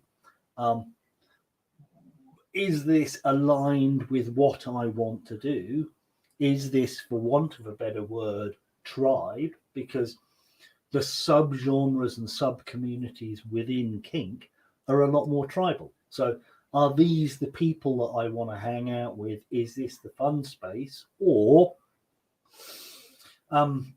do I hang out with someone else? Now, doing it online, you can do that from the sanctity of your own home, which is absolutely fucking awesome. And it saves you possibly a trek, an hour and a half, 2 hours to a venue that you don't like, because some places you walk into and you just don't feel comfortable, you don't like it, or it's a Laura Ashley themed pub and it's not quite your cup of tea, or it's a hungry house pub with a big children's area that's a little bit noisy. Now, that's never going to be on my radar as a fun place to go. I think Alice might like that. Or dare I be controversial and say it could be, and I'm looking around to make sure that no one can hear me say this, a Weatherspoons. Yeah. I mean, it's one of those. Now, you've got this great opportunity to see into all of those pigeonholes and see what looks good and works for you without having to actually step into that space. But when you come out the other side, you can also narrow down that list of the 60 things that were local to you. Well, you've now got an idea that the people who run that particular munch, they're not kind of the crowd that you'd probably choose to hang out with yourself. So you don't feel the need to necessarily explore it, if that makes sense. And that's I think, a very good way of looking at it. And to me, to new people, there's almost this this great opportunity within the safety of your own castle to set those boundaries. So let's say I'd never been to anything before, and Jerry is running this really cool event up in Manchester, and I'm not sure, I'm a little bit nervous, but I'm going to make that commitment to go to it. Well, if I do my homework at home and say, well, these are the things that I'm interested in, but these are the things I'm going to take out of the box at home to go and explore. And that might be, I want to talk to someone about what they enjoy in kink, what aspects they enjoy. And here's kind of the boundaries that I'm going to set myself while I go out today. And when you come home, only the things that are on your list, your boundary, your box that you've taken out to play with, are there to be put back in the box. The rest of the stuff that you might want to explore down the line with the right partner, in the right context, once you've found your feet, once you're comfortable and all of the rest of it, well, they're safe and protected in your box at home. Yeah. So I think that's where we have a really great opportunity for new people discovering and coming out, is step forward with the understanding that if I protect what I need to in my box at home, and Debs would probably refer to this as her hidden Rapunzel tower, then it's your safe treasure. Okay. You only come out and explore what you're comfortable with within those limits. And that dovetails into everything we could go on to say about consent and communication and all of the rest of it. Well, it starts with that personal responsibility of, these are where the boundaries that I wish to explore are, and these are the things I'm going to go off and explore today. And that way you can learn very early. If someone comes up, and I might come up to you, Jerry, and say, oh, I want to talk to you about bondage. And bondage might not be your thing. I happen to know it is. But you might turn around and say, yeah, no, sorry, bondage isn't my thing. And that's cool, because I've learned that someone can say, yeah, I'm kinky, but that's not my kink. Yeah. But hey, why didn't you go over and talk here? And yeah, exactly. When we talk bondage, well, oh my God, we both love bondage, Jerry. We really, really do. But actually, there's aspects and areas of bondage that I know that you are deeply passionate about. Dare I say, the femme fatale 1950s pin-up bondage model with her legs tied neatly and very asymmetrically together, with the handkerchief gag tied to. Yeah. So they're all images that you absolutely love. Now, I can enjoy them from an artistic aesthetic, but actually, to me, that's not the kind of enjoyment and fun I get out of bondage at all. Because, yes, that helplessness, that bound, that vulnerable individual is part of the enjoyment. But actually, those particular ties, they're just not flexible enough for me. I don't want to tie someone in a position to create an image.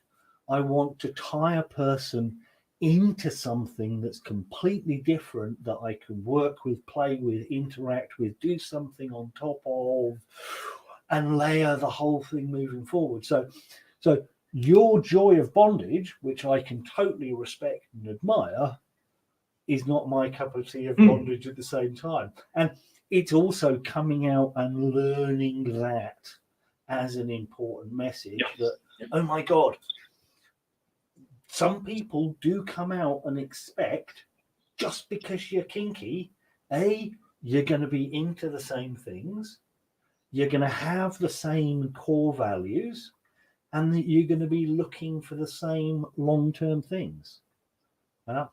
And again, by coming out with a philosophy of protecting your box and setting your boundaries, you don't have to worry about losing what's precious to you because it's always protected. Yeah, I mean, we at LAM, we very much, we shout the kink positive ethos. We try to support everyone and everything. And that's been very much reflected in the workshops and stuff that's happened over the past year. There have been things that you have personally arranged that I know you'd never do in a million years. Just not your thing, but you facilitate someone else to talk about it for the people that are into that. And I should say that although we're at LAM, we think we're the best, and hell we are, but there are other groups of people. There are people who operate in a completely different way, which may be what you're looking for. There may be people who are very impersonal, who are very humorless, and that may be exactly what you're looking for. And there are people, there are groups of people who hate LAM, who think it's just not, it's bad, it's not the way you should do things. And that's also changed a lot over the years. And I'm just interrupting a little bit. The kink scene now is very much from the kink scene that I first knew about, but didn't have the courage to join many, many years ago, when it was very secret in dark rooms and very protocol and that sort of thing. And my interjection there is to share an amusing story on that one, to take it a little bit more light-hearted again. For years and years, I used to hear this scuttled rumour. Well, he's not a serious dominant, don't you? He's just not serious. He's not serious. And part of this comes about, I went through a phase of signing off my posts, have fun. Because ultimately, to me, enjoyment is very, very important. And if you're enjoying what you're doing, then you get more out of it. But I actually recently found out what the cause of that initial comment happened to be. And it was one of the very early LAMs at the Clapham Grand. There was a moment in the afternoon where I kind of hijacked the stage. And if you imagine a Victorian theatre where everyone is kind of looking down towards the stage, and I said, ladies and gentlemen, I need your attention for the next 3 minutes. It's massively important. And the room literally froze. And people are kind of like stopped and looked and thought, oh my God, what's going on? What's going on? I rushed off stage and literally 90 seconds later, rushed back on, dressed head to toe as Buzz Lightyear, declared to infinity and beyond. And as I put my hand up, a ball of flames shot out the end of it and walked off stage. And that was it. And all it was just a brief moment in time where a friend of mine was upset and needed cheering up. And I said, I tell you what, got something a little bit crazy we're going to do on Sunday. Make sure you're there at 4 o'clock. It's especially for you. It didn't need to involve everyone else, the 400 people that were at the event, but actually that set up the whole gag, the routine, and all of the rest of it. Unfortunately, one of the people in the audience, very serious dominant character, and of that end of the spectrum, absolutely mortified because it just proved the point that I wasn't a serious dom, because I walked out on stage dressed in as a Disney character, shot off a ball of flames and disappeared out for a cigarette. Now, to me, it was just, cheering someone up, having a bit of a laugh, having a bit of a banter. I never thought in a million years that I would be tarred and feathered for that slip of humour for years and years. But there we go. But yeah, no, it was an absolute riot. It was part of what we were trying to do was some of the other spaces within the community were a little bit more cliquey in their dynamic. And if you weren't wearing the right school tie, you were practically bullied to the tuck shop to go and buy one. And it was just like, yeah, no. So part of offering that different space, that different attitude has been important. And equally, oh my God, I've been doing this for 15 years. If I did it entirely to reflect my own personal taste and agenda, well, we'd have the same rotation of 12 workshops. We'd know exactly what was going on every single month on month, and the routine would be absolutely phenomenal. No, I change, my interests change, and also the demographic of our communities and the people we interact with change. So I'd far rather keep it fresh, keep it dynamic, keep it changing, and do stuff that really isn't my cup of tea because, well, you know what? Might give me a break for an hour. Might be able to focus on something like, kind of getting a little bit of downtime at the moment because we're 53 of these now, which is quite a phenomenal record in itself. And dare I say it, we do it because it sets the correct tone and the right example to make the best of a difficult set of circumstances and to step forward as positively as possible. And again, coming out, look at that, see things, and don't necessarily say, what can I take from coming to this event? Ask yourself, what can you actually bring to the event in some way, shape, or form? And if all you're doing is bringing an inquisitive mind who wants to learn and sees this as something to aspire towards, then actually bringing that positivity is one of the best things that you can actually do. Yeah. I'm going to say that bringing brattiness, well, you said something. That's something. You didn't specify if it was good or bad. That's like someone who brings me an excuse. Now, I've got plenty of those. No. They're really easy to find, okay? All I have to do is just like open my phone, open the front door, talk to anyone outside of my small studio, and I'm going to find all of the excuses that the world can throw at me. So yeah, I did say kink positive and things being on the positive perspective. Are you saying brats can't be positive? Well, there tends to be a more negative slant to the bratting dynamic. When have I ever been negative?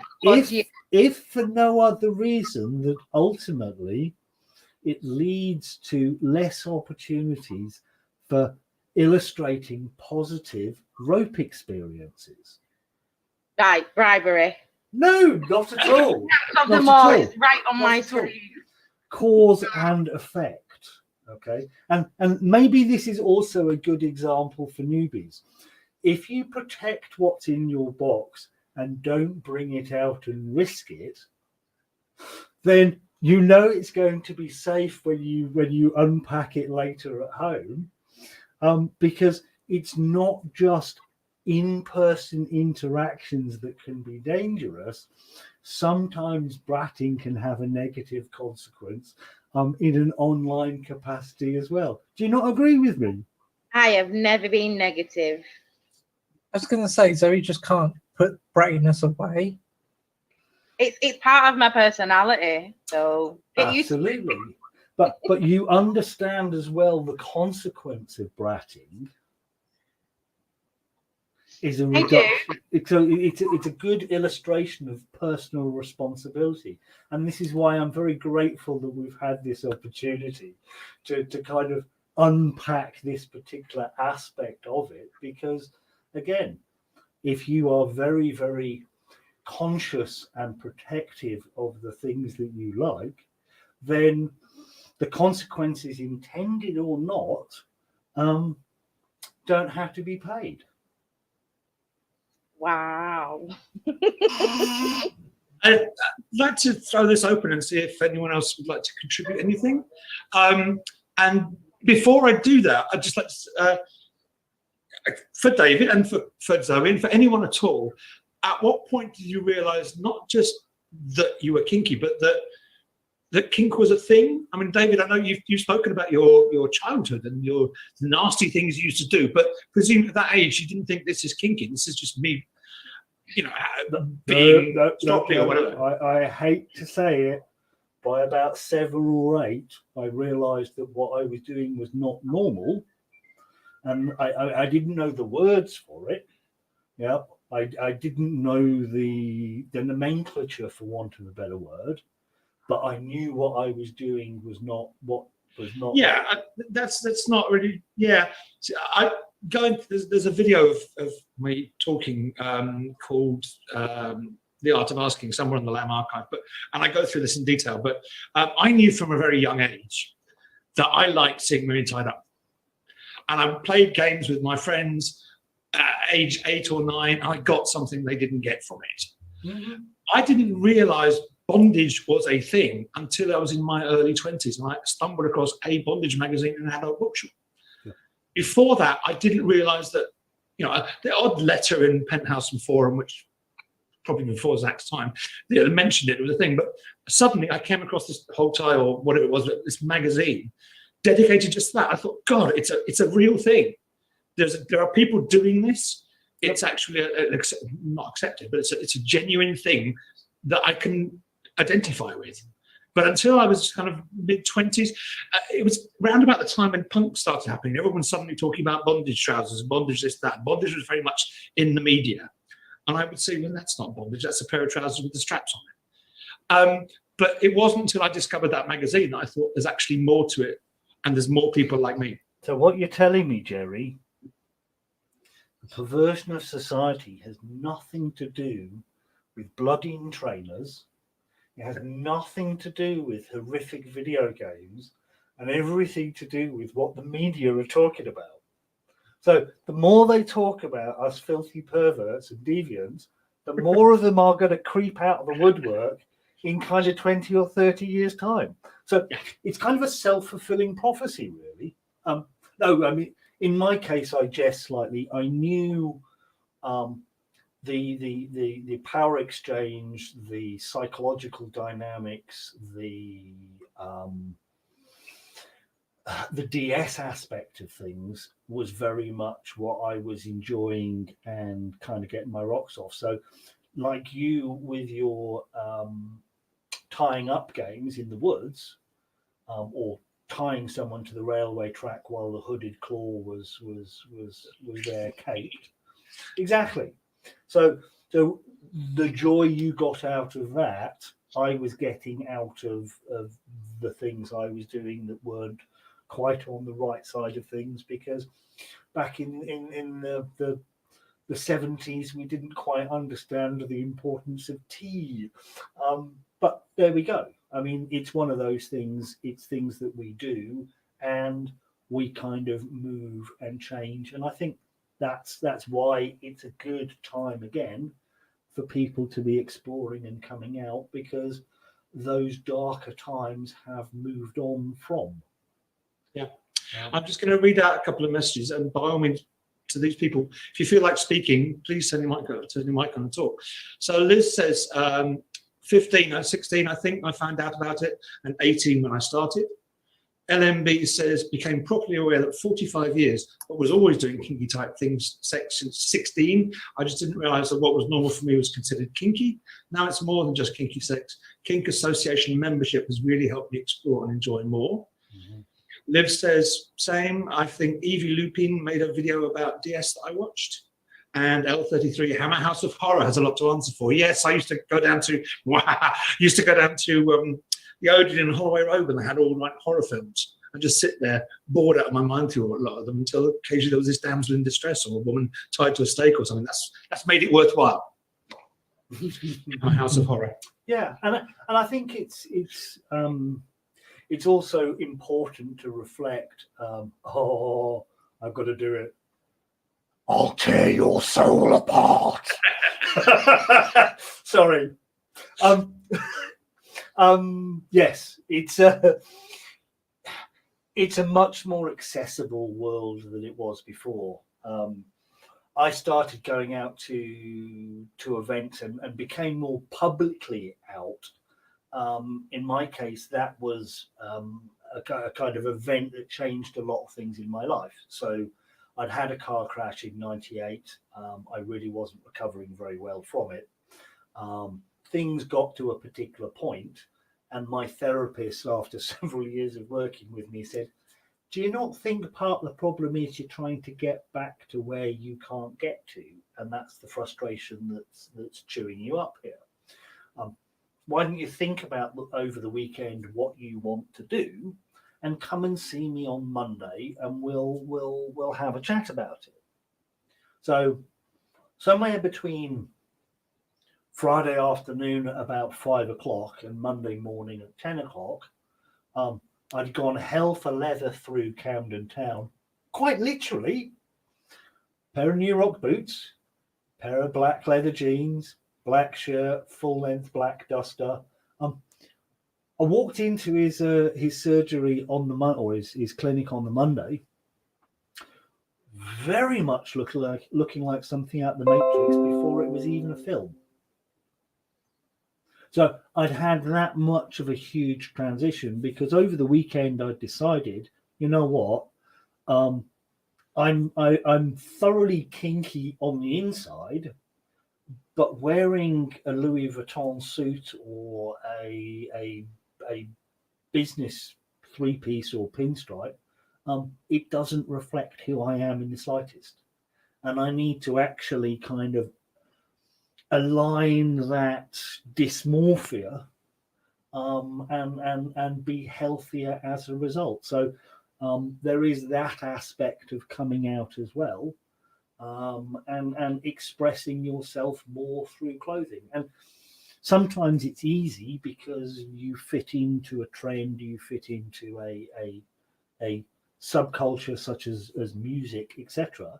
But other times it's an awful lot harder. So someone of an older age range or persuasion who finds themselves into age play has that issue of confidence of coming out and being able to express themselves in a much more vulnerable position.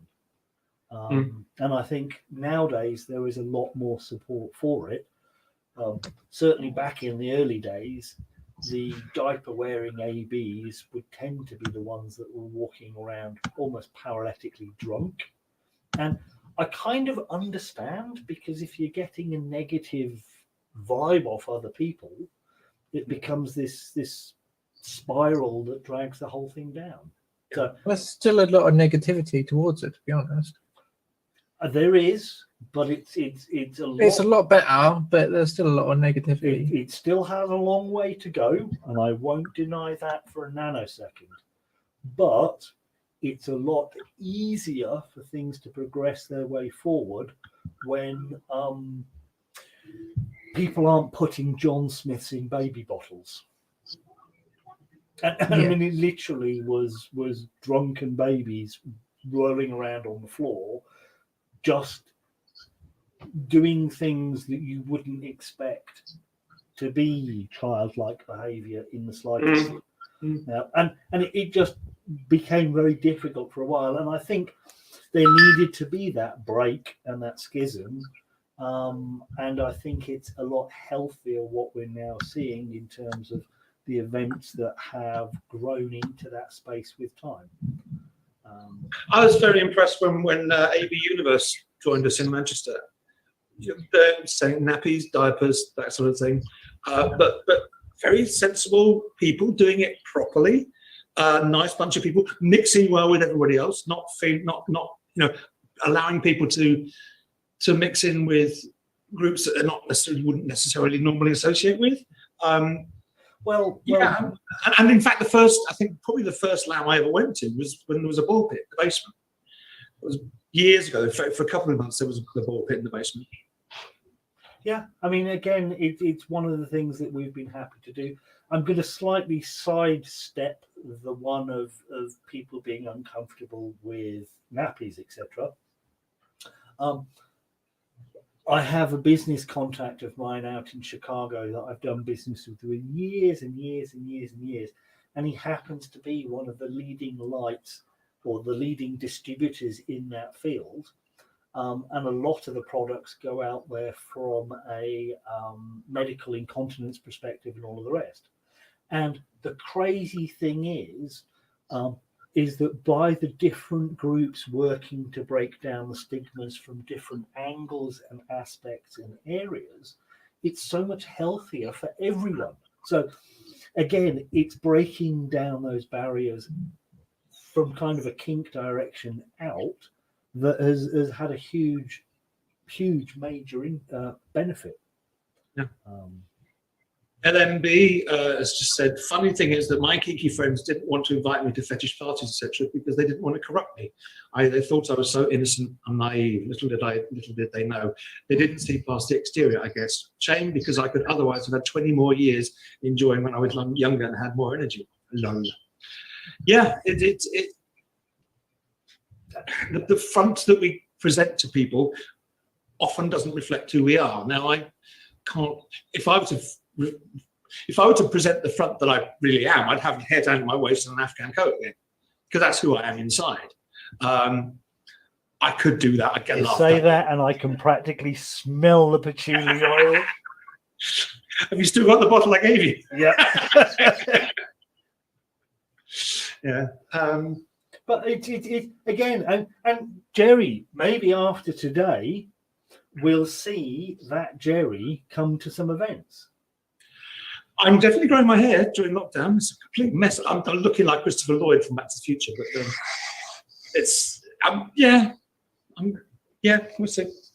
I was been at my mum's house. Some people may know she died a few months ago. And we're clearing the house and finding things that were mine when I was a teenager. Some of them things I'm very fond of. I still can't find my Afghan coat, but I did find the scrapbook of pictures that I tore out of magazines of little tiny pictures of Emma Peel tied up and cut out of TV Times and stuck it in my little scrapbook. And, yeah. As you do. As you do. Maybe you need to earmark that for archiving in the future. I don't know.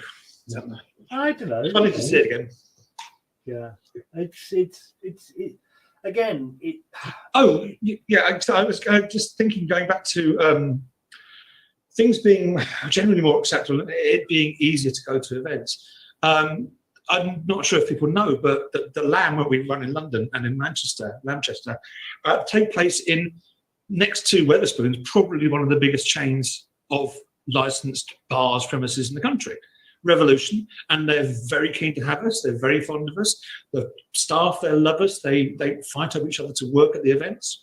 They're great fun days, and it's that public. You know, Revolution in the city is great, big, huge bar, biggest bar in London, and we own it. And people are just coming off the street, and here we are. Yeah.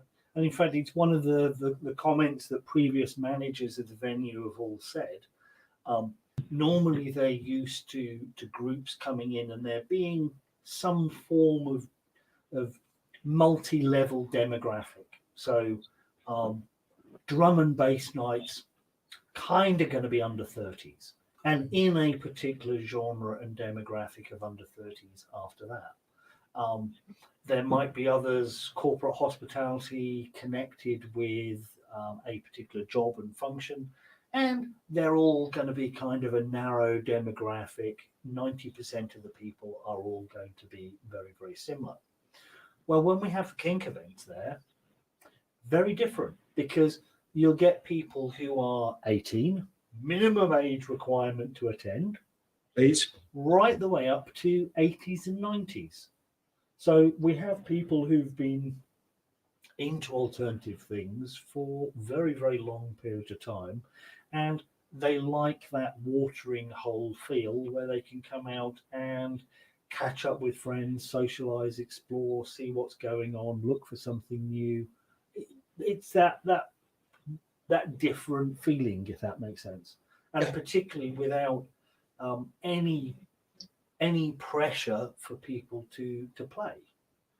And I think that's why we've never had kind of private rooms in closed off areas, because that's when things start to, for our perspective, become difficult for people to protect their own boundaries. And it works very well. People mingle. There aren't cliques. I mean, there are the odd clique of people that grab a table and sit with their friends, but people mix ages, genders, sexualities, kinks, all get on really well. And the first or the second LAMchester that we did was Pride weekend.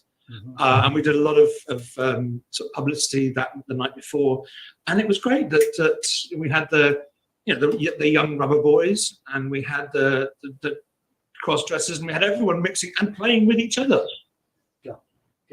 Literally the same. You'd have someone on a spanking bench being spanked by someone who's completely in another end of the spectrum. A couple of other hints and tips for people coming out, moving forward. Clarity and transparency of events, hugely, massively important.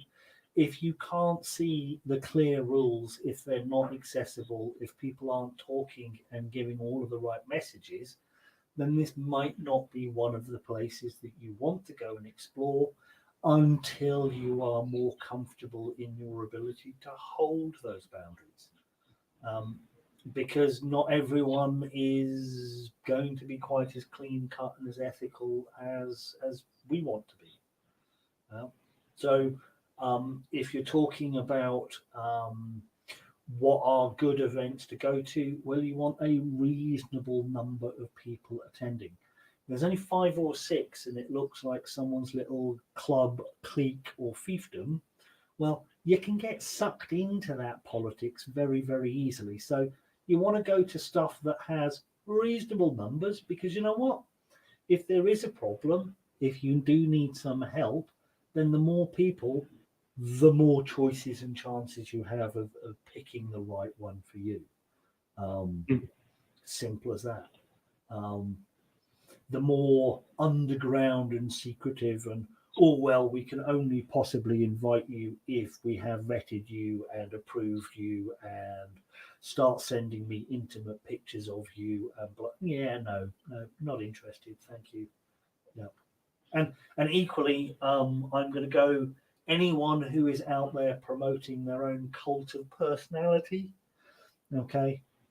We are the protectors of, we are in charge of, you can't get accepted without coming through to us. It's massively, all of that kind of thing. No, all pitfalls that people can quite easily fall into, and you have to be careful of. Now, don't get me wrong, if you're looking for a long-term relationship and a DS household and that kind of interaction, there are plenty of options out there, but you have to at least know how to walk before you start running with a pack. So I think that's a couple of my hints and tips for newbies coming out. I think the thing I would say to newbies is we're all pretty much terrified the first time we go to an event. Virtually everybody will say, and doesn't, David Cosmic will say it, Zoe will say it, Alice will say it. The first time you go to any event, you think, fuck, what am I going to let myself in for? It took me, probably 6 months to actually get up the courage to go to an event that I knew was happening down the road. I was living with my mother in Finsbury Park at the time, just been divorced, bored. I knew there was a munch in Finsbury Park, and it took me about 6 months to actually go. And then before I went in through the front door, I had to go to the pub next door and have a couple of stiff drinks. And within 5 minutes, it was all, what the hell was I worried about? what the hell was I worried about? If you meet the right people, if you do your research, if something sounds like it's open and accepting, and if people are transparent about who they are and what their aims are, and you go along, contact the organisers first, by all means. If you think you're coming to LAM or LAMchester, probably don't contact Cosmic because you're a bit busy for that kind of thing, but put something in the chats or... Be sensible with your questions is all I'm going to say. Because as anyone who goes trawling through Facebook will see, the other day I'm like, yes, it's an event, you can come to it. Here is the kind of the broad details. And then they started asking what I would call less sensible questions. Ooh, is it a sex party? No, it's a shopping market. Oh, does that mean we have to stay with our partners? Okay, it means it's an opportunity for people to come out and shop, to buy kinky things, and at a social distance to catch up with their friends, subject to the rules and regulations of the day, because we also have a bar and an opportunity to order food on site. Now, anyone who saw the advert or the event listing on Facebook and thought it was some kind of Roman-esque orgy that was happening in a 17-acre field in April might want to think about what the weather could be like at those times.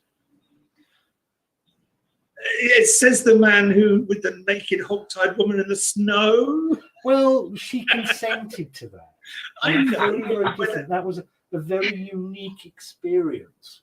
Yeah, but weather doesn't put you off, does it? I really? certainly wouldn't be sending or selling tickets to that experience and expecting enough people to attend that it would be worthwhile listing the damn thing on Facebook. I think it's quite unique, but there we go. Maybe we could do a combined event, Jerry.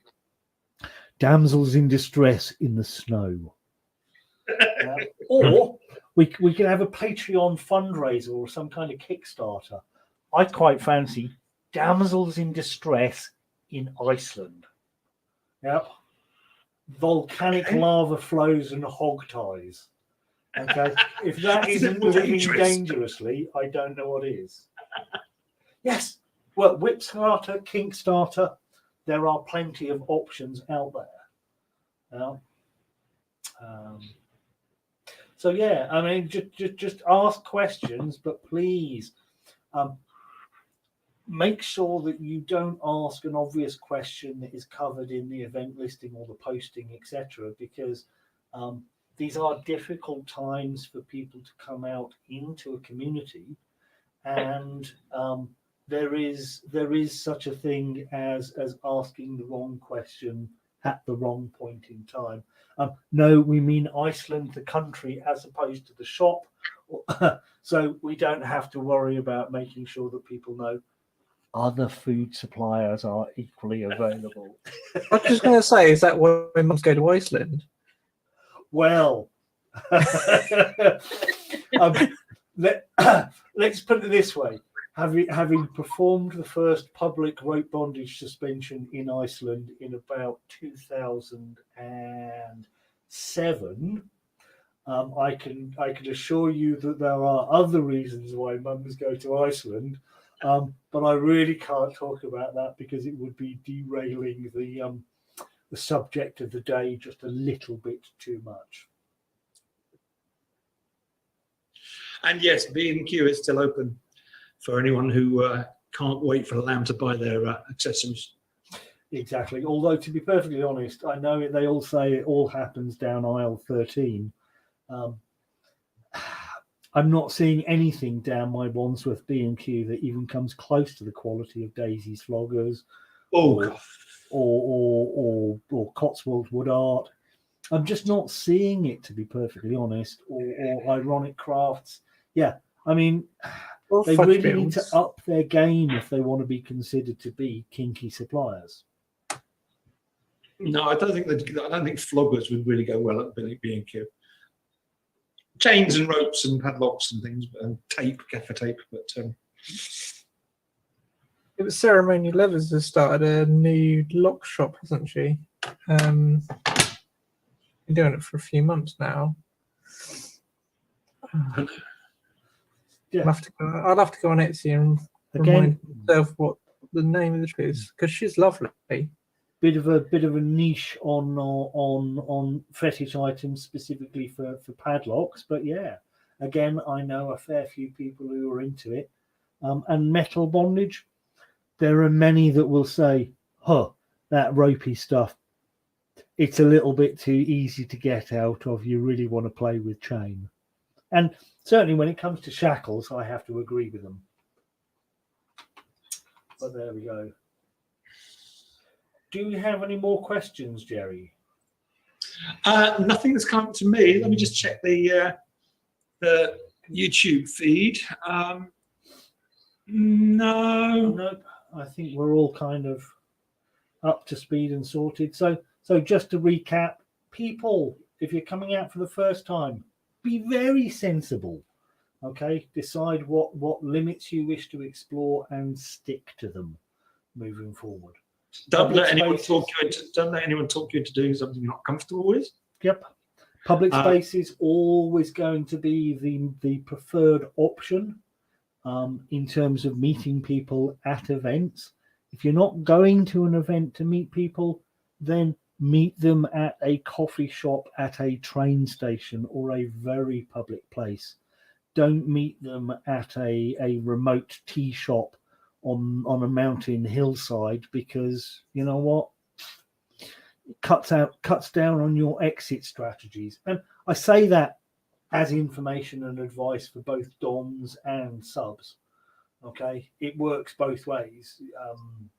You don't want to end up in an awkward situation as a submissive, and equally, you don't end up wanting the pet rabbit on the pot in from a dominance perspective.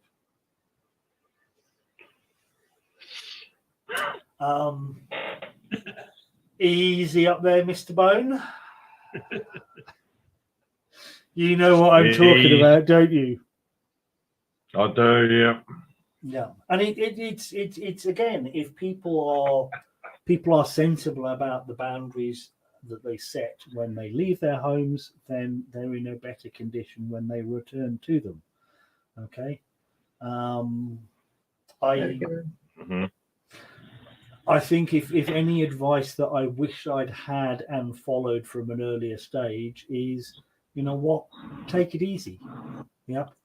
You will learn, you will get your skills in place with time, but no one's going to give you a medal for going through the BDSM checklist as quickly as possible, or for finding the things that are missing on the checklist before everyone else.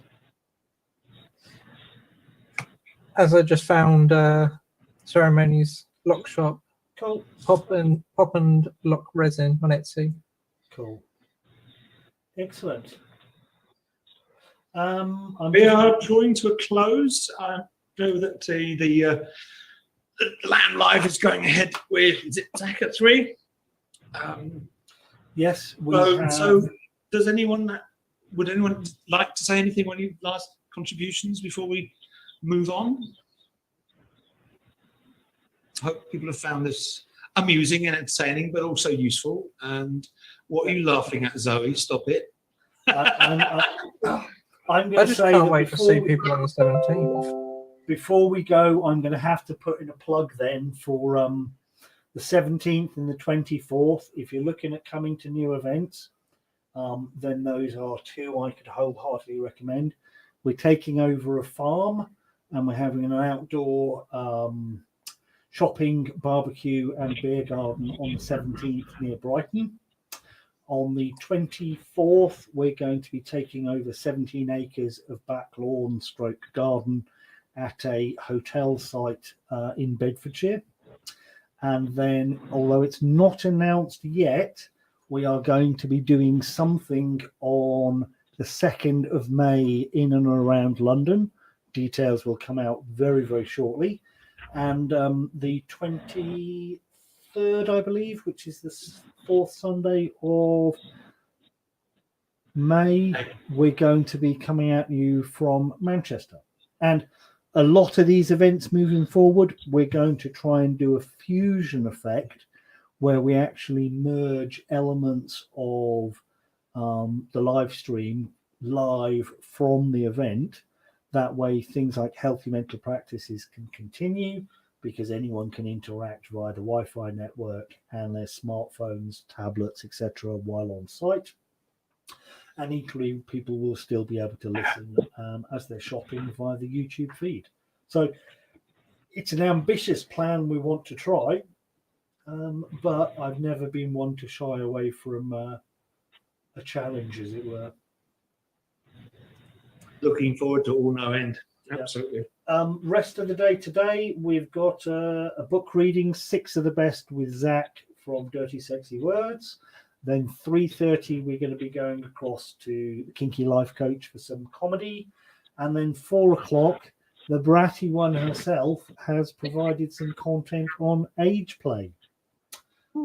So we've got that to look forward to. And then I'll be back and driving the studio from 5 o'clock after I've had a bacon sandwich. So bit of a mental one, all said and done. So I think I'm going back to my ossobuco. Cool. And I think we're done on content. So what I'm going to do now is just quickly transfer the feed across to some messages. Jerry, thank you for hosting today. Everyone else, thank you for the questions and your participation.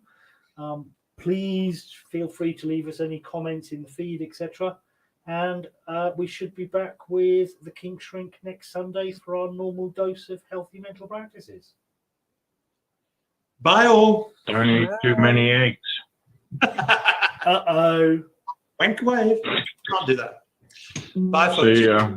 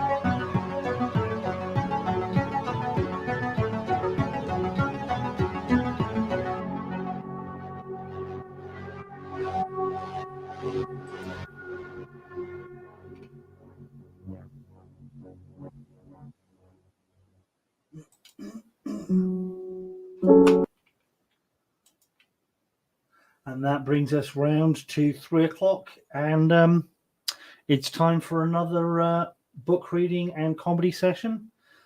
Before we get too far into this one, it's definitely time to part. Oops. He says, here we go. Book reading and comedy with Dirty Sexy Words. It'll be time to pass across to the well-read, excuse my pun, but I'm suspecting that many of you are missing dad jokes today. The well-read Zach from Dirty Sexy Words.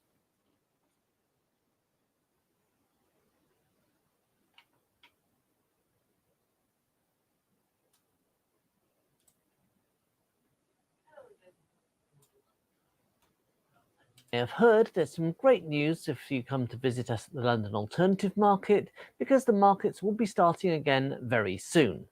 And we have 5 of these LAM £5 discount vouchers to give away.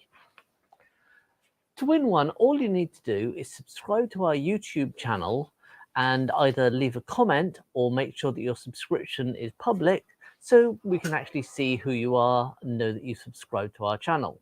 Just visit our website at affordableleather.co.uk and click on the link that says come and visit our YouTube channel.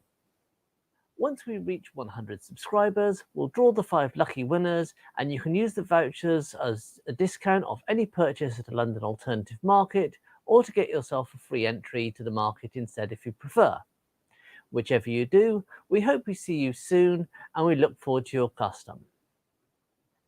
Visit our new, revised and updated website at www.affordableleather.co.uk.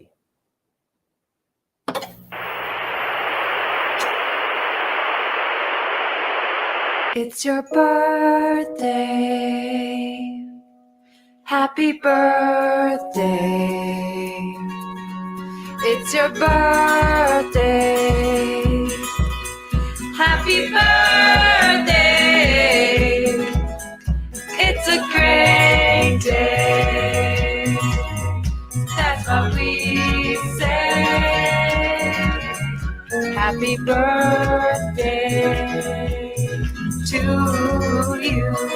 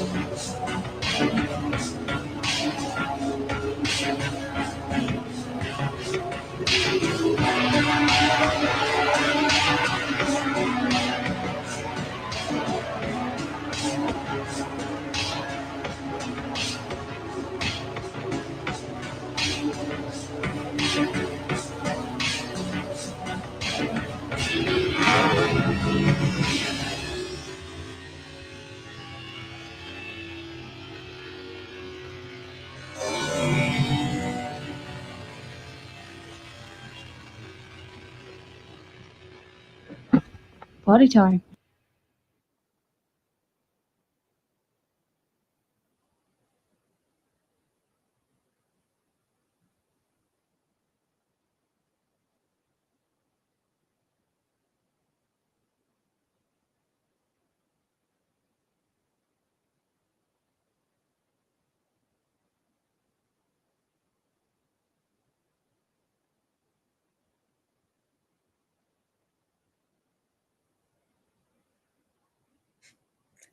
Hello, Playmates.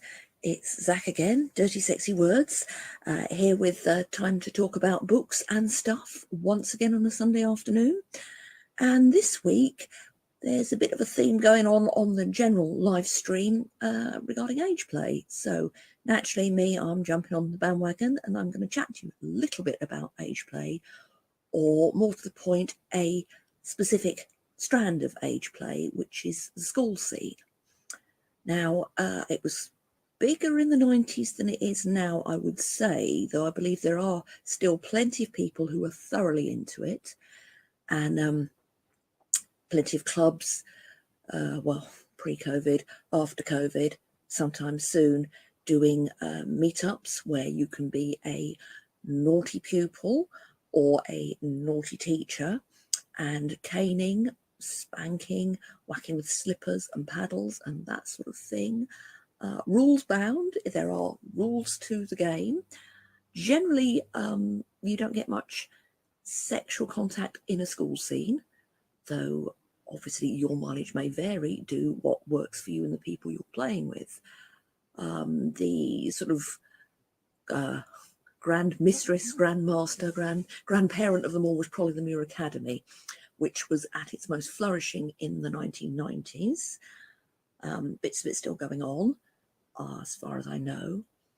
And it was attended by one of the great club promoters, Mr. President Ishmael Skies of the firm, who also, being a writer, wrote a book about it. He wrote this unique kinky book. There isn't anything quite like it. It is called Six of the Best, and it is a year at the Muir Academy. Now, some of it is based, I'm reliably assured, on real stuff. A lot of it, as you would discover when reading it, is not, because, you know, we have the real Father Christmas, we have all sorts of geographical anomalies and references to other forms of the supernatural, and it is lovely. It is brilliant fun for anyone who's into that sort of scene. Not without its morals, as again you would discover by reading it.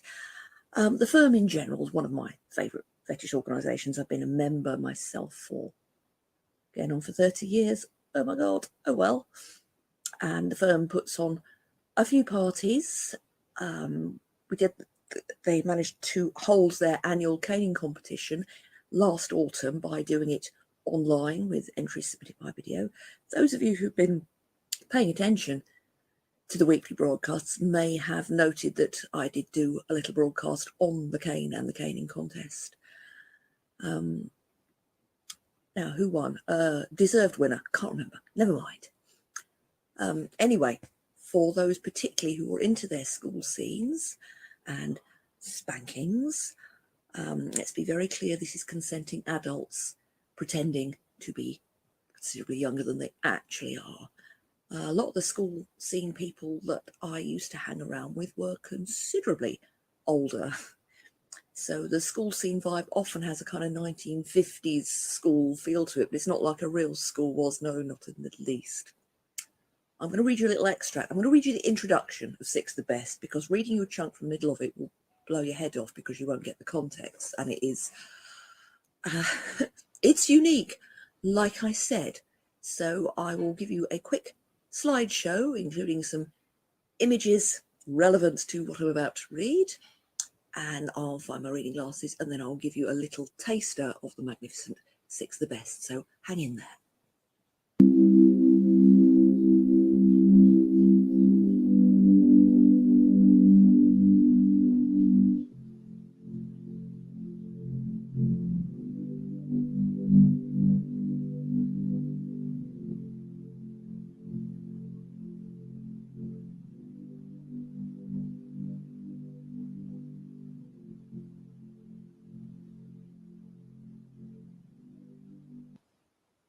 Here we are again, back in place. Hope you've got your drink and you've washed your hands and had a wee and anything necessary.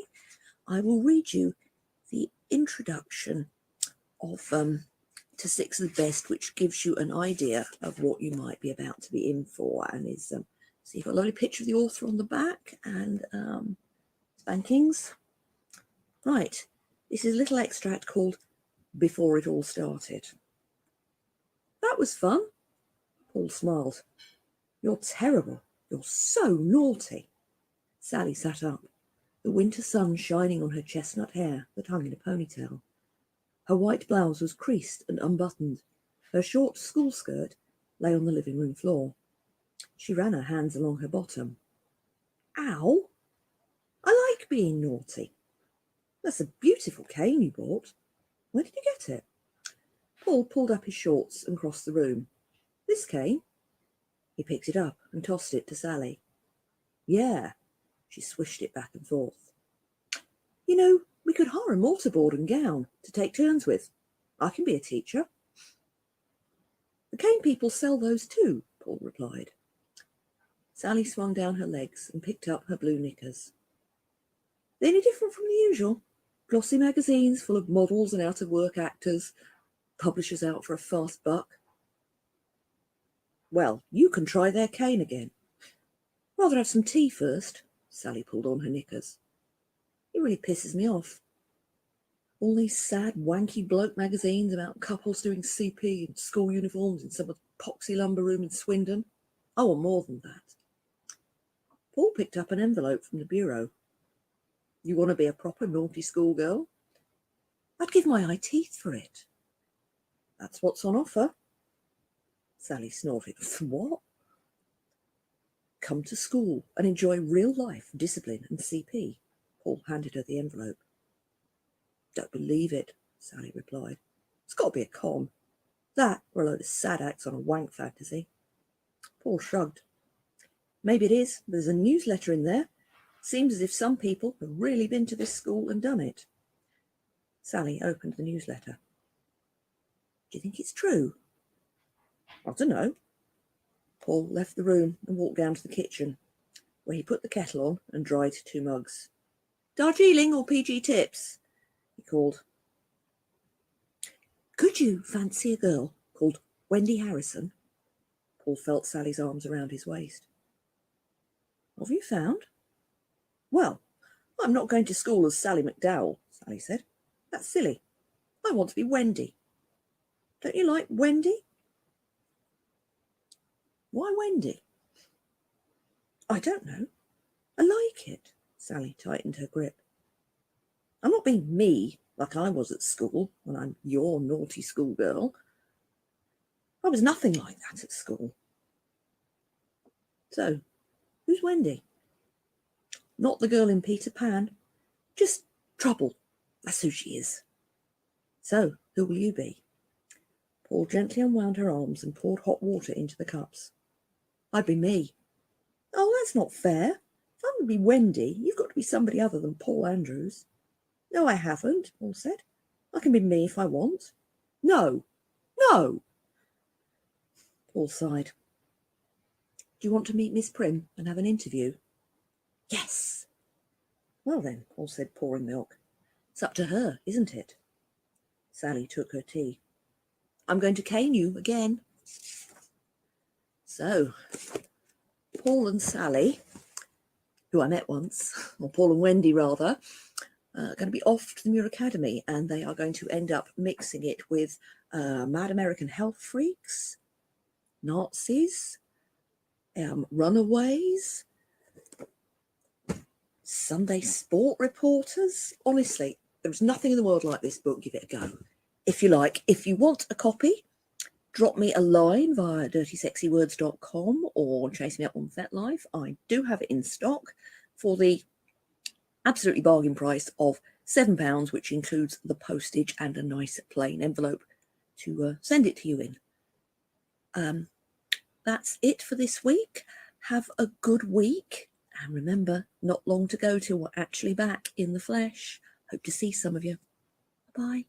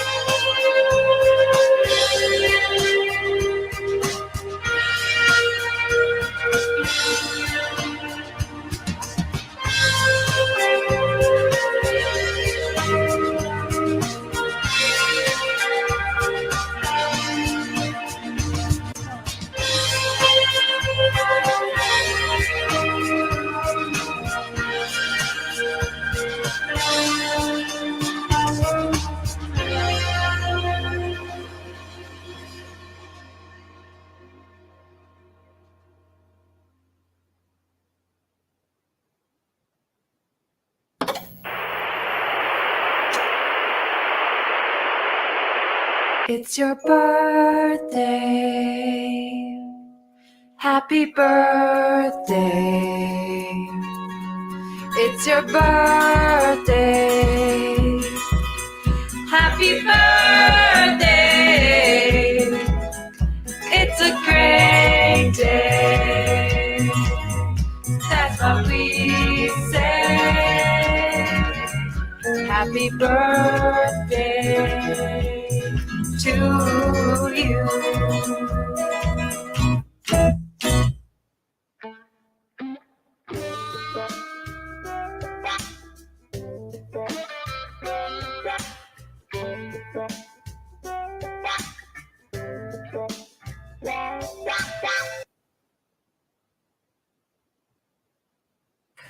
Hi, Graham from Affordable Leather Products here. In this video, I'm just going to talk about one item from our range of bondage and BDSM gear, but it's a very special product. If you like strap-on play or pegging and you like your toys big, no, bigger than that, yes, that big, then you need a harness that's going to be able to deal with not only the size, but the weight of the dildo you're using. Most strap-on harnesses are okay for small toys, but when it comes to the bigger ones, they can't support them properly, or the dildo will fall out as its weight pulls it through the hole or the ring in the harness. So we've designed a harness which can take the biggest toys around for the ultimate in pegging action. Our giant strap-on dildo harnesses are custom made to your measurements and to fit the largest toy you'll want to use with it. This is one we've just made for a customer, and it's the biggest one ever, taking the Mr. Hanky Ogre 4XL dildo that's over 5 1/3 inches or 13.5 centimeters in diameter. Unfortunately, we don't have the toy itself to demonstrate in the harness, but first of all, you unbuckle these side straps to allow yourself to step into the harness. Then you put the toy through the hole in the front panel and buckle up the restraining strap to hold it in place. Once you've done that, you fasten the adjustable waist straps and secure it to your body. This harness is made from 2.6 to 2.8 mil thick belting leather for strength and has a 4-inch or 10 centimeter wide back belt for support. This version also has the comfort option, which has soft edging stitched along each edge of the harness and on the back belt to stop it digging into you. Plus it has soft padding on the crotch strap to reduce any uncomfortable pressure on sensitive parts of the anatomy. The design of the harness allows you to use smaller sized toys than the maximum size that it's designed for, and obviously you don't need to use a dildo as big as the one this harness will take, since we can make it for whatever size you want. But if you want to use it for a wide range of toy sizes, we can provide extra front panels which you can swap between. The giant dildo harness is for those who take their strap-on play seriously, and it will give you, or your subject, a lot of pleasure for many years to come. You can see it and our whole range of leather and metal bondage and BDSM toys on our website at affordable-leather.co.uk. Hi there. If you're skeptical about life coaching, I completely understand. I used to wonder who on earth would ever go for life coaching. I mean, life's easy, right? You get up, you try and earn enough money to pay the bills. If you're lucky, you see some friends, and then you go to bed. If you need to see a life coach, you must be really failing hard at something, which means more guilt and more shame. Then I took a comedy show to the Edinburgh Festival about my guilt and shame. And afterwards, some of those people who saw it asked if I would coach them. So I got some training in it. And to pass the course, we had to be coached ourselves. Really annoyingly, I have to admit that it worked. During my own coaching sessions, we looked at some of the negative thoughts that kept me awake at night. My attitude towards money, which I thought was fine, but that filled a whole hour. Whether or not having empathy meant that I could stand up for myself, and some new ways of looking at domestic arguments and my own family relationships.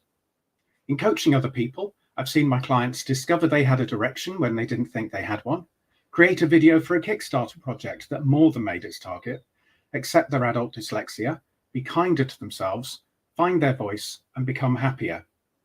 So look, if you're completely happy with your life, I am really pleased for you, and I hope we get to hang out socially. But if there's any part of you that would like to think or behave differently, then do get in touch. My contact details are below, or you can check out www.johnpendle.com. And for everyone watching, I hope you have a really wonderful day. Thank you.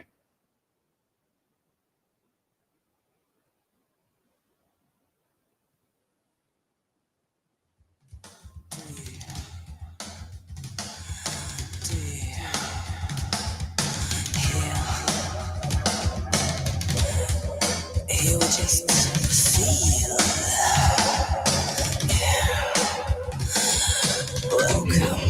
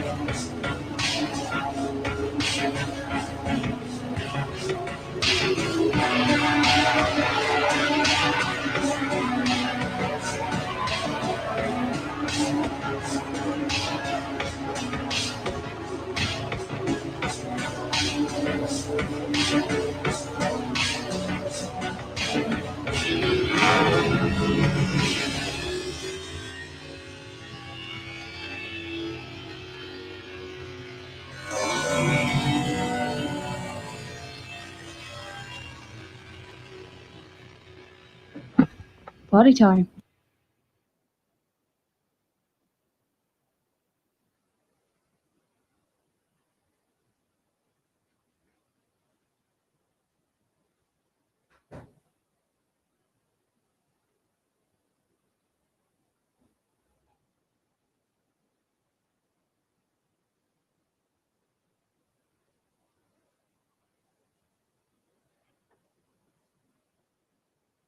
In England, we really only discovered gluten-free cake about 3 years ago.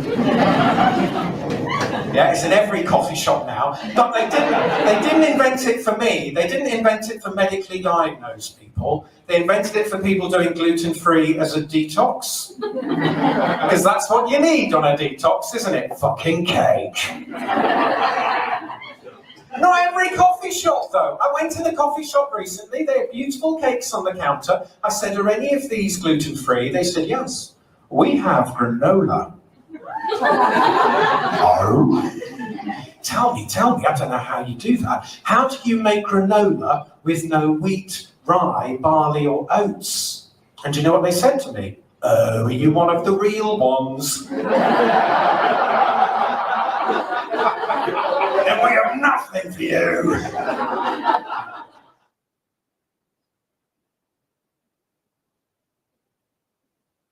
And it's really easy. If you're confused, how do you get consent? Add 2 words to the start of any sentence involving somebody else. May I? So if I want to do a fist bump, may I? Boom, I've got consent. Simple as that, half a second. Now, after one show, a guy came up and went, but how do I send unsolicited dick pics to women? If I have to ask for consent and they're not unsolicited, I've got an answer for you there, mate. Right, there are forums online where there are women with their contact details who want unsolicited dick pics. Send away. Although I do have to warn you, quite a lot of those women are men.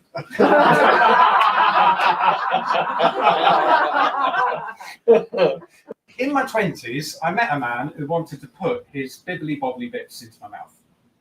Now I was fine with this, just one little wrinkle. His cock was the diameter of a Coke can. Wouldn't go in. What the hell do you want me to do with this? Gnaw on it like a kebab?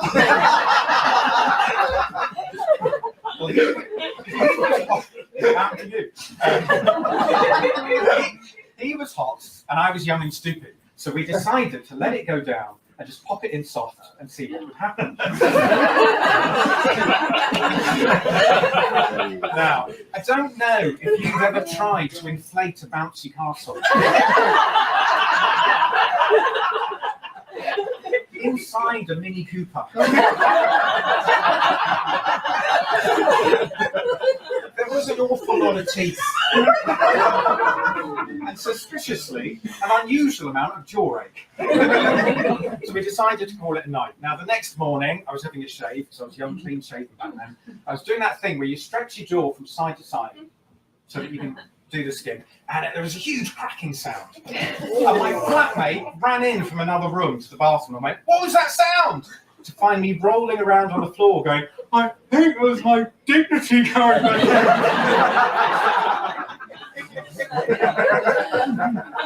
That's when I realised a very important life lesson.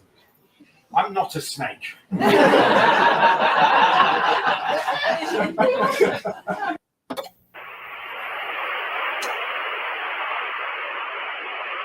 It's your birthday.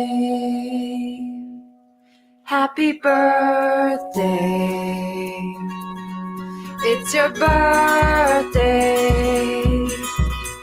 Happy birthday. It's a great day. That's what we say. Happy birthday to you.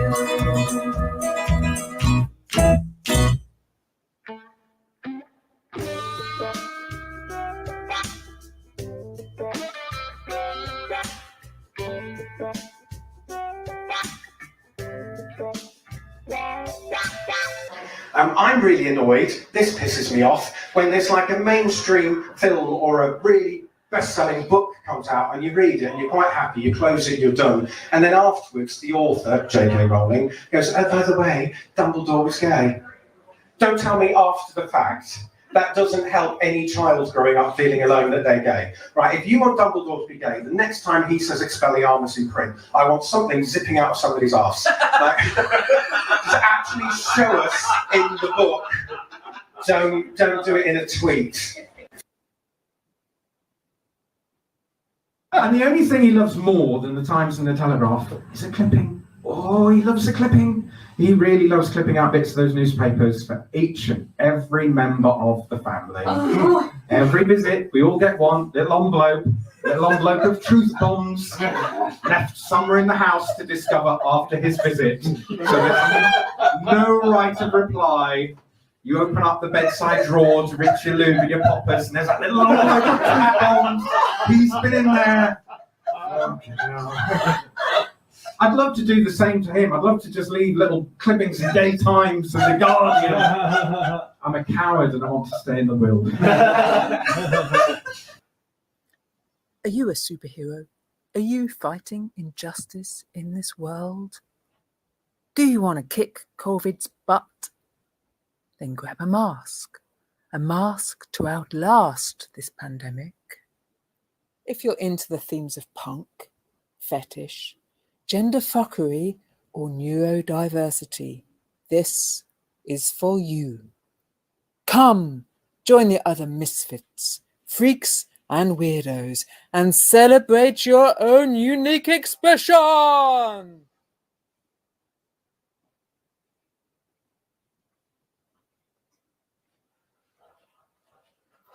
For writing this show, I tried to think back to the very first time in my life I was ever tied up. And it was a pivotal moment in my life. I was 7 years old. It was a family beach holiday in Wales in the 1970s. There's never been anything wrong with that decade, has there?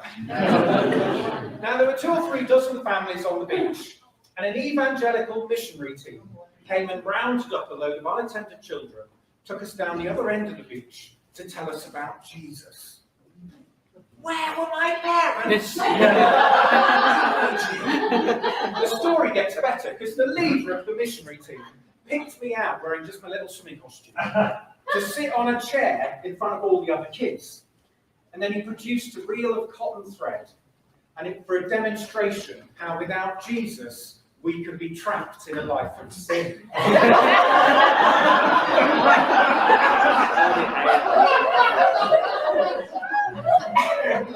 This actually happened.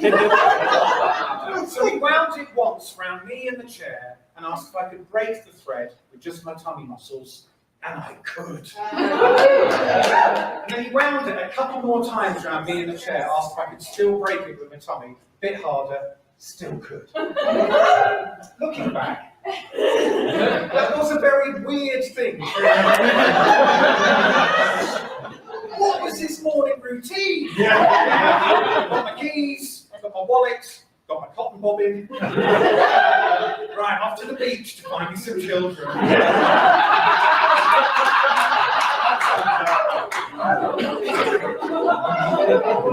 then we had a competition to find out how many times he took winding around me in the chair until I couldn't break through. Now he wanted this to be a lesson, a metaphor for all the kids, where the thread was all the things we've done wrong in our lives, and my tummy was the redemptive power of Jesus. But you'll never guess what. You'll never guess what. I learned a very different lesson. I learned if somebody ties you up and you can't get out, they're in control. But if somebody ties you up and you know you can get out, you're in control. Given the choice, I prefer to be in control. Even if in my adult life, it's the wispy illusion of control provided by a very detailed to-do list. You may have your parties and social lives, but what could be more satisfying than waking up of a morning, opening the curtains, and knowing you've already achieved 2 things you can cross off your list for that day.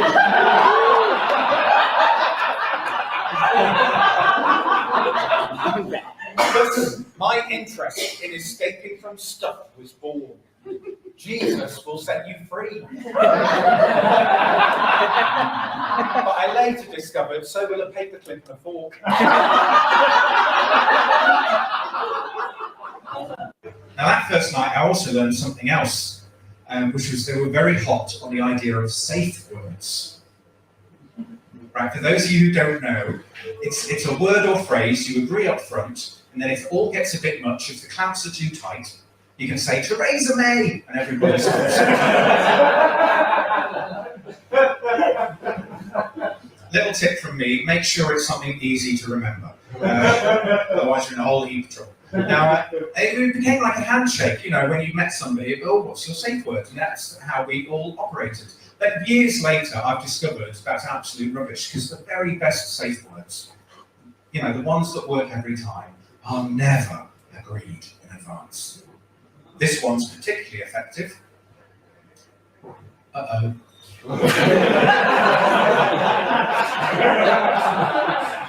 Picture the scene. One of you is putting ping pong balls in a piping bag. We've all been there. The other one's winding up a Van de Graaff generator. One of you says, uh-oh, nobody moved till we work out what's going on. Another one that works really well is whoops. Shit, is this deep heat or mayonnaise? Whoops. Open up, it's the police. You're back early, Mum. One that works really well in our house is, oh my God, there's a cat in the room! I swear to you, they can teleport. It doesn't matter how firmly you shut the door. Halfway through, they'll be purring approval on a pillow. I don't care how cute and furry you are, you're not coming near my balls if you've got teeth and claws.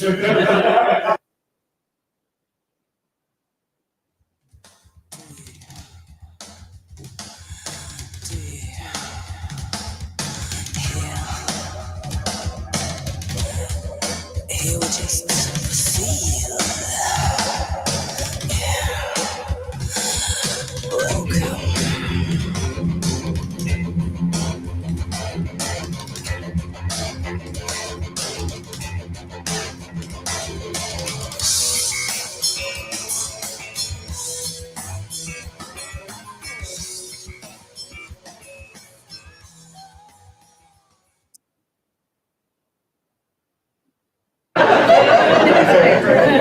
My church, believe it or not, was worse because they believed in abstinence, which is not a really fun kind of alcohol. No.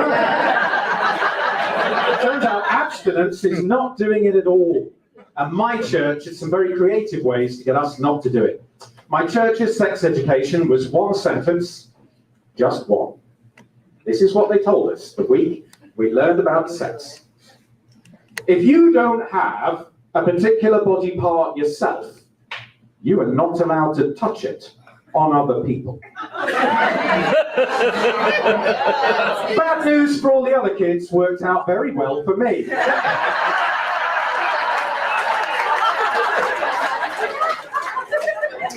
not all that through? No way, no. Hi, Debbie Spank here. I've been asked to do a podcast on a little bit of history of Spank. Before I start, I'd like to say that I'm really missing everybody and missing LAM, and I hope you're all keeping safe and well. Firstly, the name Spank. I think I'll leave that to your imagination of why I would have called it that. I started the business in 1986. I was working as a manageress in Oxford Street, Jean Genie, and I was really had a passion for fashion, and I just started making little things like earrings for curtain rings, and I used to customize things from I picked up from Oxfam, and people really liked my creations. So I decided to get a little market stall in Camden. And it was difficult, because I was working full time in Oxford Street and also trying to make stuff and working weekends and evenings. And eventually, I decided to take a chance and give up my full time job, which was a big shock to the system because I was sitting in a bed in Brixton trying to make clothes, which wasn't an easy task, I must say. I think I really decided that my best part of my business was me designing and selling. So I decided to try and get out workers, machinists to help with the actual making. I remember the first day in Camden I did it. It was like snowing and I took £5. But yeah, I persisted and things did get better. So I took on another stall in Camden Market up in the stable. So I had 2 stalls. I had someone working for me. And at the time I was, it was more tie-dyes, my earlier designs. And I used to make flared sleeve tops, and I used to sew motifs on the front. And then I used to tie-dye them. I started, yeah, they sold really well. And I started doing the Festi circuit, Glastonbury, Reading, all of those festivals. And things were going really well. I thought as I'm talking, I'd put up a few of my old creations through the years, Spank designs. As you can see, it's going to change quite a lot up until where we are today. This is my shop in Camden. Yeah, as you can see, it's kind of like it's going a bit cyber club wear, and still got my tie-dyes there.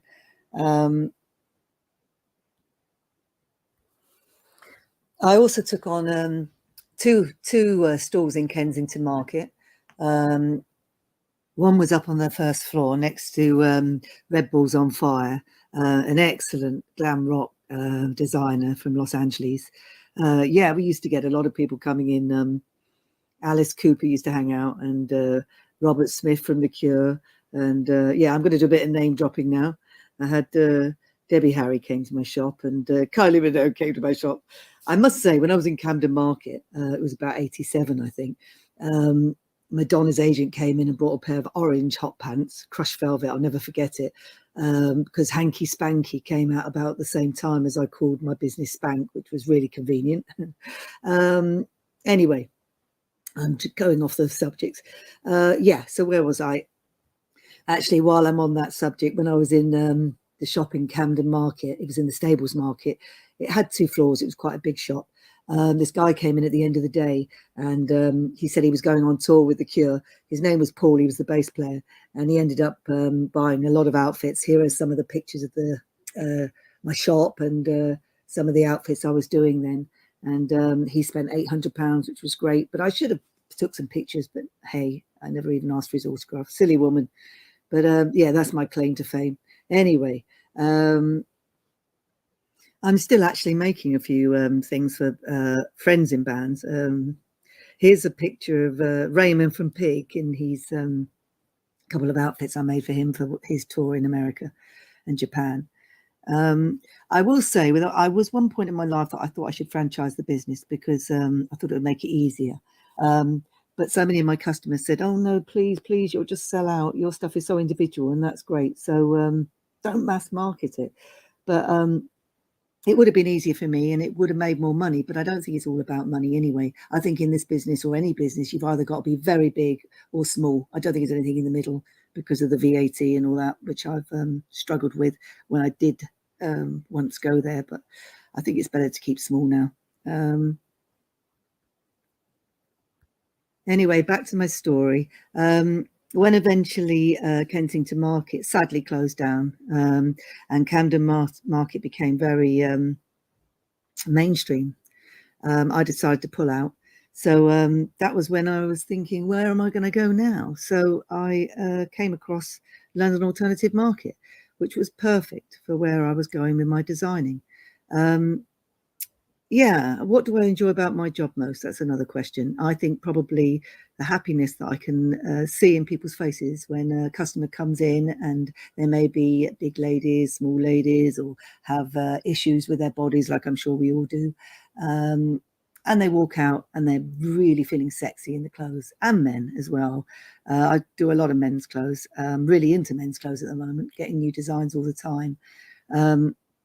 But yeah, the selling, I don't push, but I love to see people happy with the purchase and the designing. I love the designing. Just that sometimes you get so many in your head and it's too much. You just can't get it all out there. What's the best feedback I've received? I would say probably the hugs I've had from ladies and men that have come into my stall and been so happy and said that you made my day because I went out and I felt really happy and felt really confident. I would say that's, I've even had tears from customers sometimes, which is beautiful, I think. Anyway, I think I've answered all the questions, and I'm showing you lots of pictures of all the clothes through the years of Spank. I will just say one thing, that when I eventually did give up my job, which was 1986, my mother said, no, don't give it up. But, you know, in retrospect, I'm very pleased I did. I know I was a bit of a high flyer with managing and going around the country and troubleshooting. But, you know, I would encourage anybody to take a chance. It's hard work. It's really hard work. Maybe that's why I never got married or had kids, because it's been my baby, but it's been worth it. Anyway, guys, I think I better close there. I'm really, really looking forward to seeing you all again, and I hope you're all keeping really well and safe. It's not an easy time, I must admit, but things can only get better, eh? Much love to all. Bye. Oh, and I've forgotten the most important thing.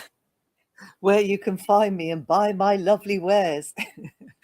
www.spankonline.co.uk. Yeah, please check out my website, and yeah, any queries, any questions, don't hesitate to get hold of me. Okay, guys, see you soon. Bye.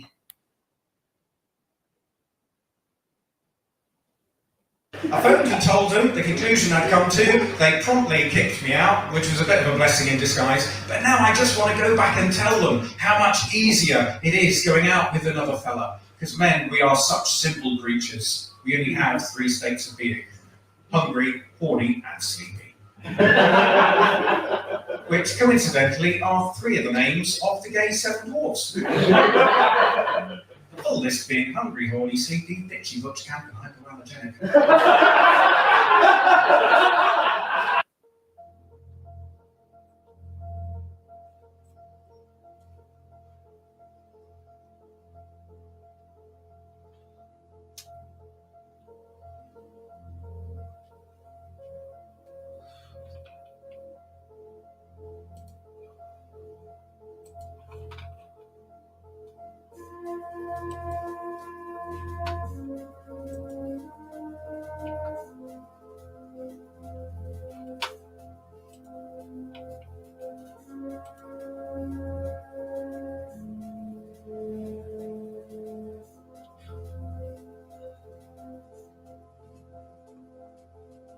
Got into making stuff when I was a kid with my grandma.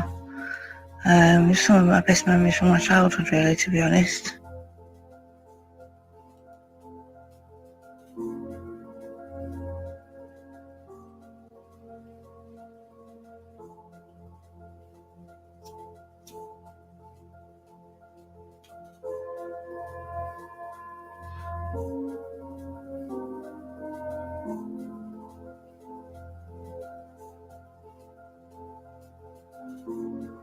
I suppose just being little, enjoy making stuff for other littles.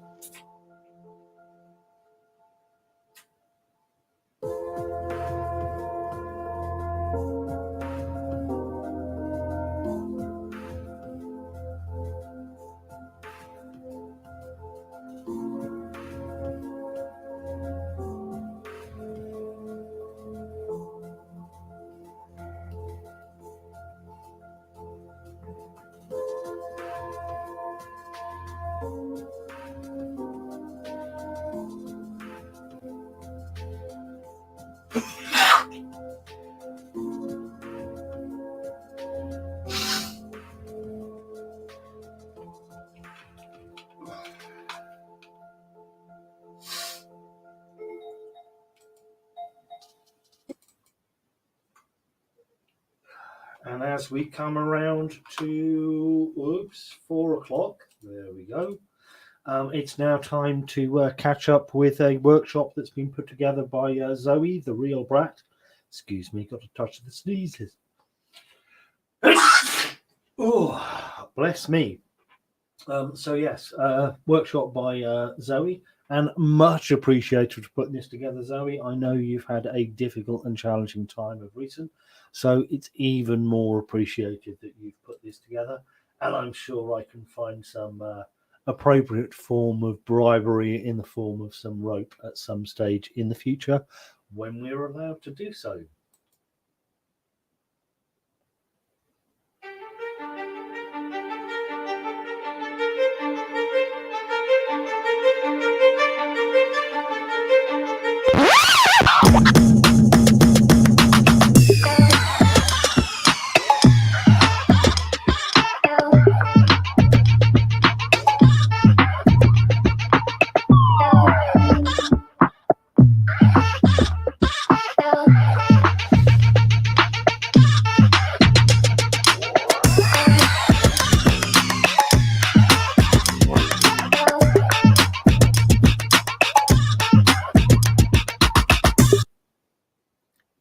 Are you a superhero? Are you fighting injustice in this world? Do you want to kick COVID's butt? Then grab a mask to outlast this pandemic. If you're into the themes of punk, fetish, gender fuckery, or neurodiversity, this is for you. Come, join the other misfits, freaks, and weirdos, and celebrate your own unique expression!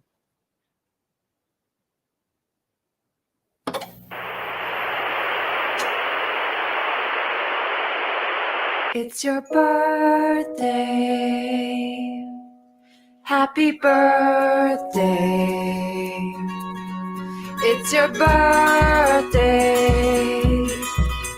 Happy birthday. It's a great day. That's what we say. Happy birthday to you.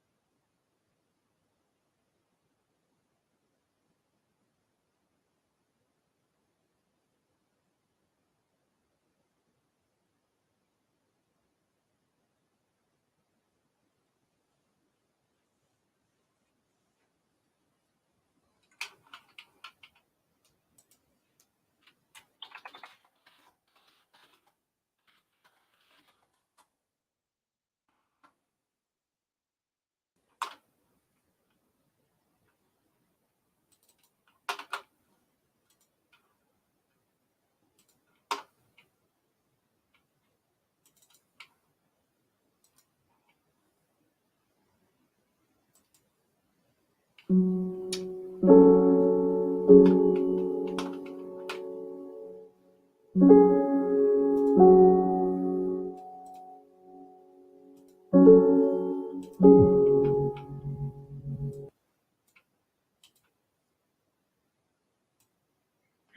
I'm Zoe, aka the Real Brat on FetLife. I'm going to talk today about age play, little edition. I will be reading off paper as I am often forgetful and have memory issues due to a concussion I had last year. So I hope this all goes well.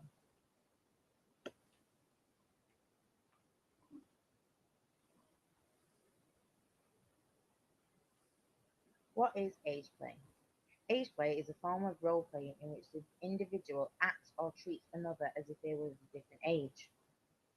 Age play is role playing between two adults that involves consent between all parties. Age play is not necessarily sexual, but it can be. Portraying any age can be the goal of age play. So from babies to a child to a teenager to the elderly. In this world, Usually this involves someone pretending to be younger than what they actually are, but more rarely can involve assuming an older role. Like to mention, we can also regress to a younger state of mind. But that's as a all from way me to now. avoid stresses of So the I hope world this is and be that of a child and not to have worries of being big. We'll come on to this more later. There is no right or wrong way in age play. Everyone may do it a little bit differently, but this is what I have found in common. There are different ranges of age play regarding the age play we often participate in the teen world. Adult babies and diaper lovers have a typical age range of between 0 and 3 years. Littles have a typical age range of 3 to 8 years. And middles have a typical Timer age for 30 range of minutes. 9 to 10 years. And then we have our caregivers, bigs, mummies and daddies. This can also go into aunts and uncles, teachers, headmasters, and students, but we'll stick to caregivers and mummies and daddies for now. Age play is still a taboo subject, and lots of people associate it with paedophilia or some sort of incest rather than connecting it with people who seek comfort and security as they did when they were a child, but now want that as an adult. Age play is for adults over 18 and know and consent to the role of any age player if that's a little or a caregiver.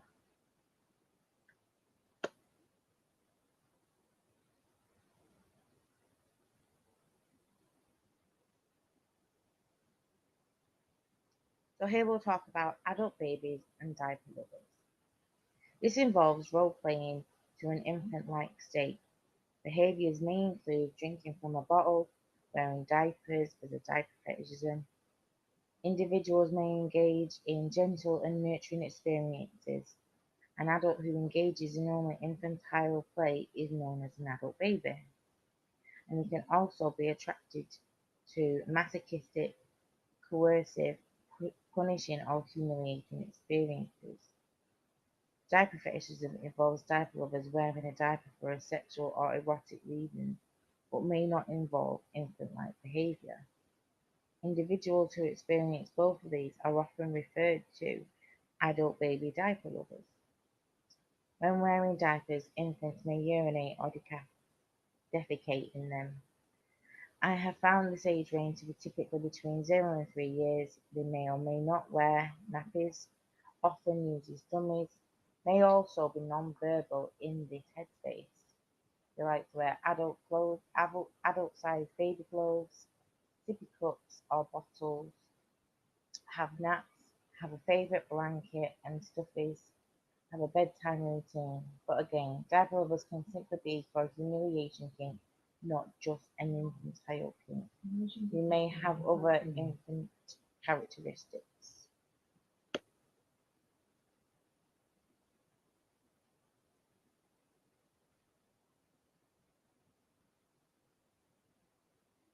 Little. A little is someone that likes to act younger than what they really are. Usually the age is between 3 and 8. It's like having an alter ego that's much younger than yourself. Most littles don't act little 24/7, But when they do, they often slip into their younger ego, which is called slipping into headspace. When a little is in headspace and is in a little headspace, that is when they are at the most submissive and most vulnerable. And it sometimes we even talk higher, in a higher pitch, or with a lift than normal. They're more prone to emotional outbursts like throwing a tantrum or getting overexcited about something. They are also most needed in this state. They are not thinking in a grown-up, but they are thinking like a child. I need a bit more guidance and reassurance. Some littles are shyer than in their little headspace, while others may become more outgoing. Every little is different and has their own headspace unique to them. Littles tend to enjoy more childlike and baby-like items such as pacifiers, sippy cups, bottles, stuffed animals, picture books, toy games, younger looking clothing like onesies and pull-ups. Some can still wear diapers. Clothing and little items may differ to each individual. Being little for me is about being an age I'm comfortable in and back to the safety of my childhood. I like colouring, painting, baking, and using a dummy as well. I also use cups with straws. I also like cuddles and I get them when I'm little, though this is something that I didn't really get as a child. So I guess this is me trying to have the childhood experiences I didn't get when I was a child. And forming them kind of relationships again. I loved having a daddy as I was a daddy's girl when I was younger, but my parents didn't stay together. So I like having the childlike experiences I should have had then. And I really enjoyed the love and encouragement I got from my daddy to be little and enjoy the simpler things from childhood years, like going to the zoo with my daddy, taking a stuffed teddy with me. It was a really good way to spend my birthday.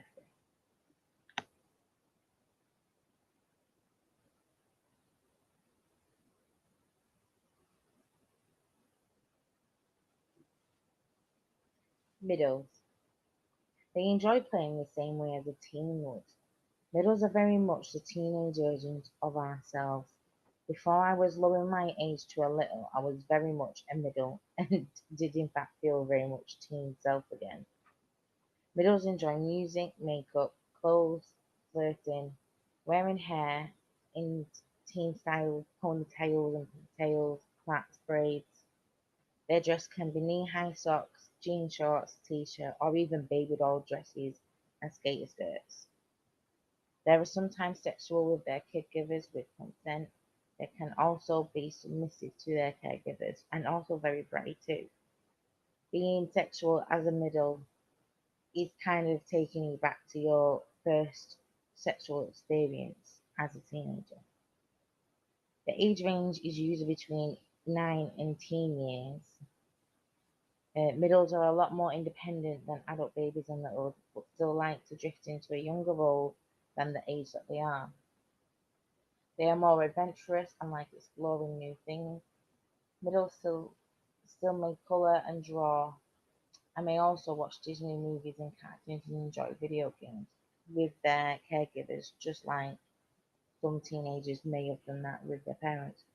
Middles also like to find other middles or other littles and brat with them to kind of bait their caregivers into punishments, I guess.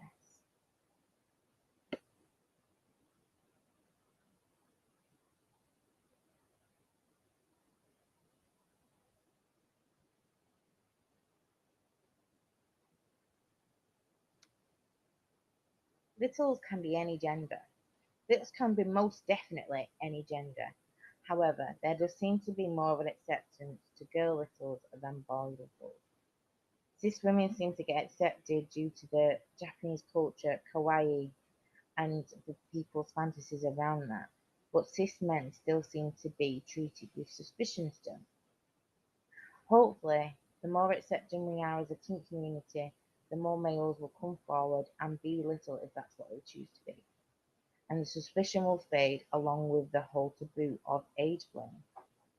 On the screen, I found some abbreviations of the different mummies, daddies, babies, kind of thing. So let's try and break the stereotype, because everyone can definitely be a little if that's what they choose to be. Gender should not matter and should not come into this.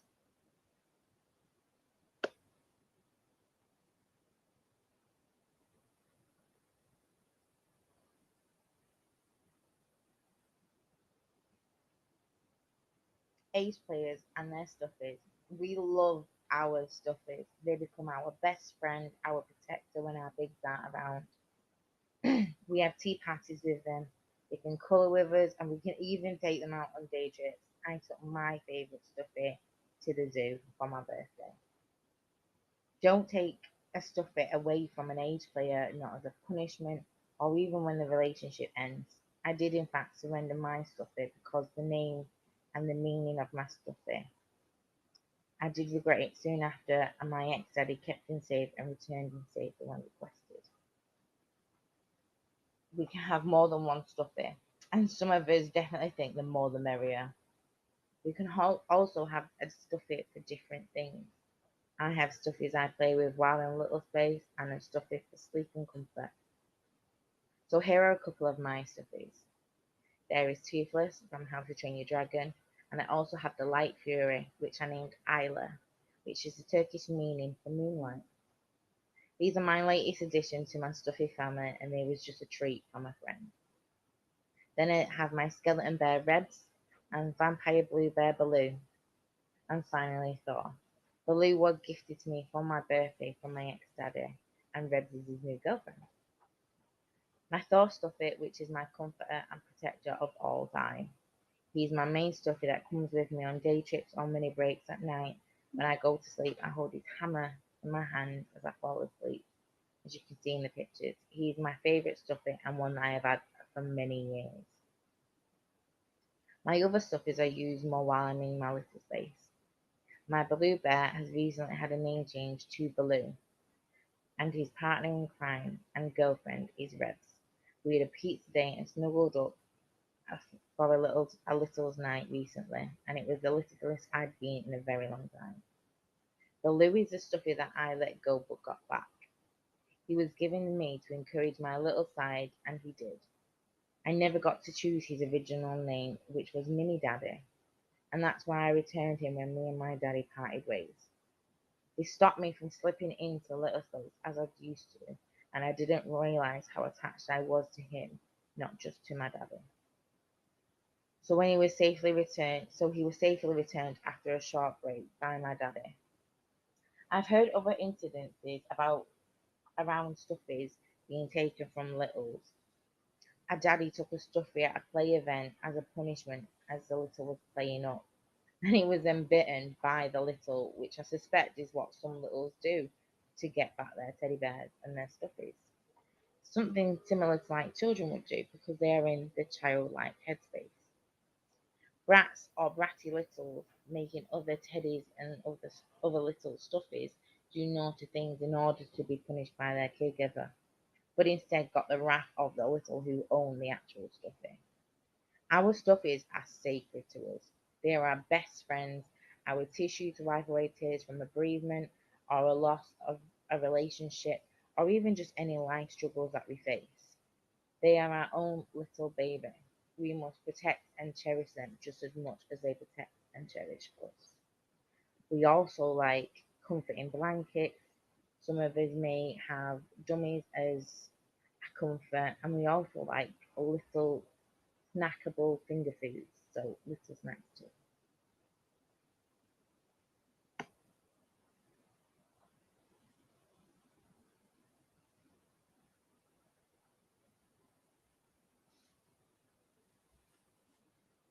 Things to do at home or as in a group. Just a few activities I could think of for us to do at home while in lockdown, and hopefully to do some after lockdown eases up. So here are a few things. Things to do at home. You could always build a blanket fort with your caregiver and have all your stuffies inside of it. Have a movie night with your stuffies. You can bake cake, colour, painting and drawing with or without your caregiver and stuffies. You could also practice dance routines depending what age you are. Group activities, Zoom play dates. You could also find little events when things start to open up again. Same with going bowling, go to the cinema, the arcades, museum, and sleepovers. You can also do the things at home as a group activity with other littles when things open up.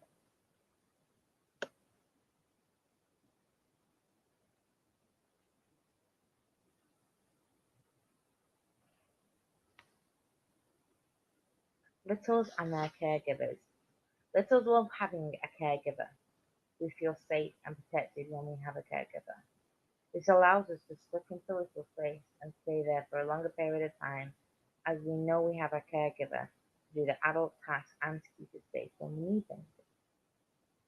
The caregiver usually gets great satisfaction out of caring for another person, having the adult baby, little or middle dependent on them and being in control of them in a nurturing way. Caregivers can be of any gender and be known by mummy, daddy, big, caregiver, and you may also call them different names. Our caregivers also give us adorable nicknames such as kitten, baby girl, little one, pumpkin, and so many more. We may also give ourselves names for when our caregivers can address us while we're in a little space with a little name. For example, my little name is Rebby. So how can you be a good caregiver? Lucky for you, age play is extremely easy to try out, whether you're playing the caregiver or the little. Age play is about creating a stress-free space for lots of childlike things to do. So here's a couple ideas you could try. Let your little crawl on your lap while you read them a children's book. Change your voice to each of the characters while talking. You can cut sandwiches into little shapes, small triangles or even squares, or if you really want, you can use the biscuit-shaped cutters. I've seen a few dinosaur sandwich cutters amongst other things like love hearts and jigsaw puzzle kind of cutters for sandwiches.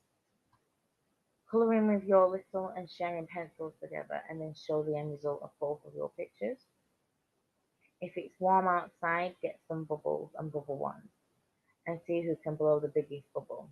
Even as an adult, it's impossible not to enjoy blowing bubbles.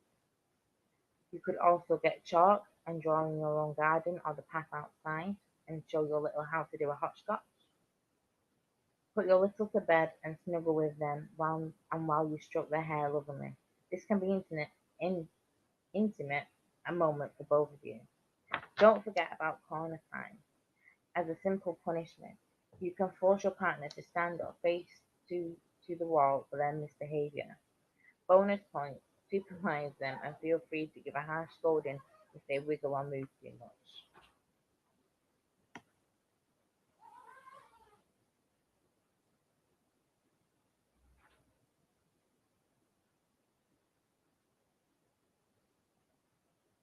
Rewards and punishments. Littles and middles need a reward and punishment system in place, or they will cause havoc. Reward them when they have been good. If they do have any chores, a star chart could be a good method of keeping track of both good and bad behaviour. So after so many stars, they get rewarded. If most of the stars are not on the board, you could issue a punishment. Here are some suggestions of rewards and punishments. Treat your little to a new stuffy, extra bedtime cuddles, chocolates and sweets, the little outfit, what they've been wanting for a long time, extra playtime, so mine would be rope and hair scratches, that's what I like and enjoy in the little space as well. And you could even take them out on a nice day trip to the zoo, to the park, to museums, bowling, anything, and just a reward, just something they want to do. Punishments, time out in the corner, reduce screen time, take their phone, tablet, or even reduce TV time. Spankings. This can depend on the spanking. I myself don't like stingy spankings, so this would in fact make me behave. So if your little also doesn't like spanking, that could work as well. Early bedtimes take an hour from their normal bedtime. No chocolate or sweet snacks, only vegetables and fruit. And anything else what your little may not enjoy. A punishment is a punishment, not a punishment. This is to correct their behaviour so they don't do it again.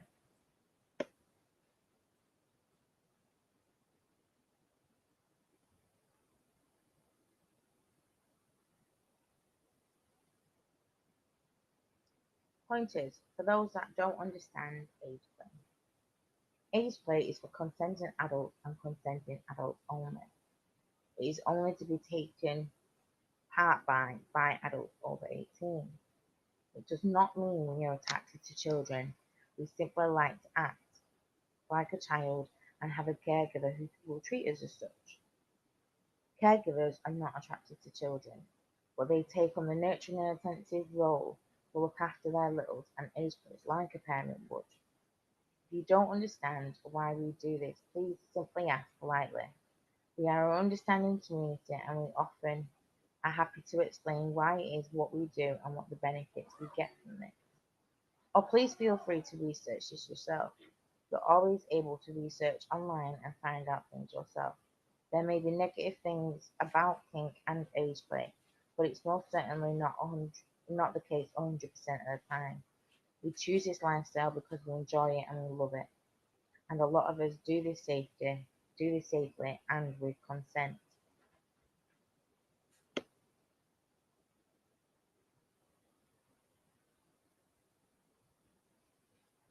Sexual and non-sexual age play.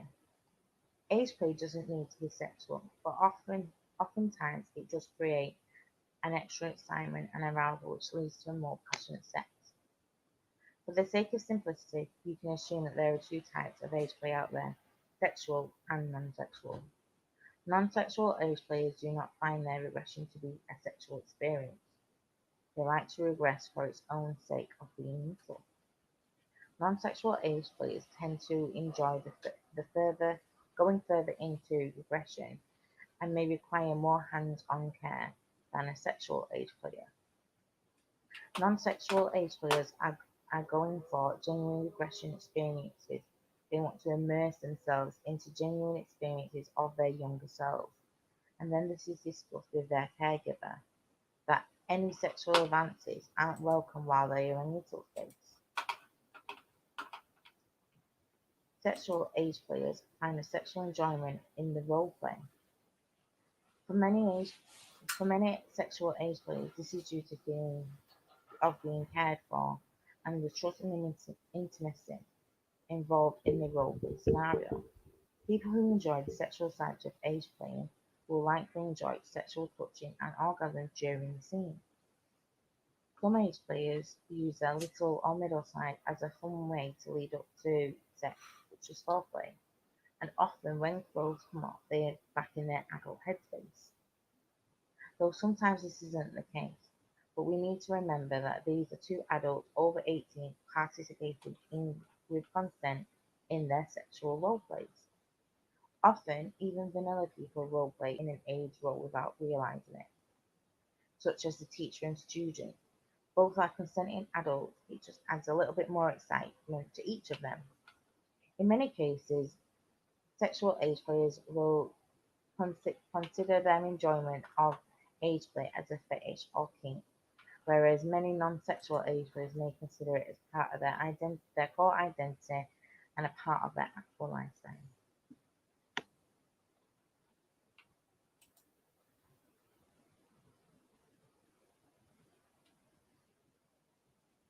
Things for littles to avoid. Anyone who demands you call them mummy or daddy before a relationship is formed. No mummy, daddy, or caregiver would demand this if they was genuine. Caregivers understand it takes time to build up trust and form a relationship with you before titles are given. A title should never be demanded. Asking for pictures immediately. Never feel pressured to send a picture to someone you don't know. Only send pictures to trusted people, because you can never get back the picture what was sent. If a caregiver gets upset if you don't follow orders when there hasn't been any established rules made, the rules have not been established, you are under no obligation to listen to an order you're given. I myself have been in this position, and I was also punished without permission, and that broke all trust and all consent with the person. They abuse their right as a play partner. Saying you have to send them certain things is simply because it's an order. These include pictures, money, and gifts. The list can go on. But you do not have to send anything you are not comfortable with doing just because you are being told to. Even if you have established rules, you do not have to obey an order if it makes you feel uncomfortable. Not caring that they make you feel uncomfortable. If they don't care that you feel uncomfortable, they don't care about you, and you should definitely avoid people who don't care about you. Only talking to you when they want something. This could be gifts or even sex. If they only contact you when they are wanting or looking for something, they are to be avoided. Relationships should not be one-sided like this and want. Being a caregiver and a little takes both roles of consent and caring and being comfortable with each other. Not listening when you have said no. If anyone does not respect you when you are saying no, walk away quickly, even run. You never have to explain why you have said no. No is a sentence on its own and should be listened to. Anyone who breaks the consent and the respect when you have said no is someone definitely to avoid.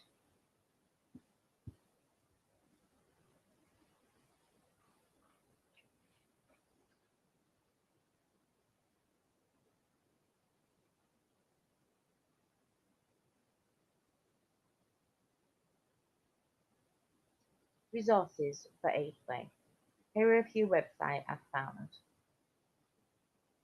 ageplayresources.wordpress, DGLG Playground, Sexual Alpha, and Kinkly.com. You can also find more resources at local little events. So my local little event I found in the Northwest takes place at Mars in Mosley, and it's run by Evie, I believe.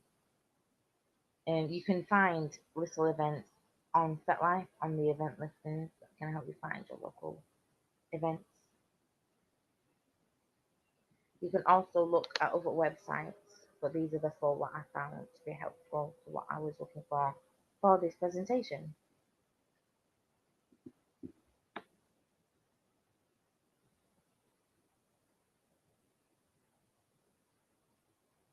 Age regression. I wanted to cover this because some people do age regress instead of voluntarily going into a little space. So I just wanted to add this in as a way of knowing the differences. So age regression occurs when someone reverts to a younger state of mind.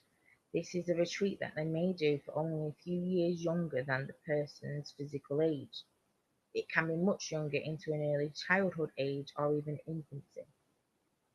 People who practice age regression may begin showing childlike behaviours like sucking their thumb or whining.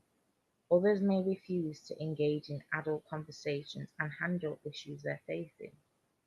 It is a method used by people that avoid stress, trauma, or anger. It is also sometimes used in psychology and hypnotherapy, and it can be used as a self-help tool as well, or something someone does to reduce stress. Age regression is a way for people to achieve a therapeutic goal. It might be used to help a patient recall memories of trauma or painful events. The therapist can help their patient heal properly from those experiences Age regression is in no way a sexual form of age play. It is a coping mechanism.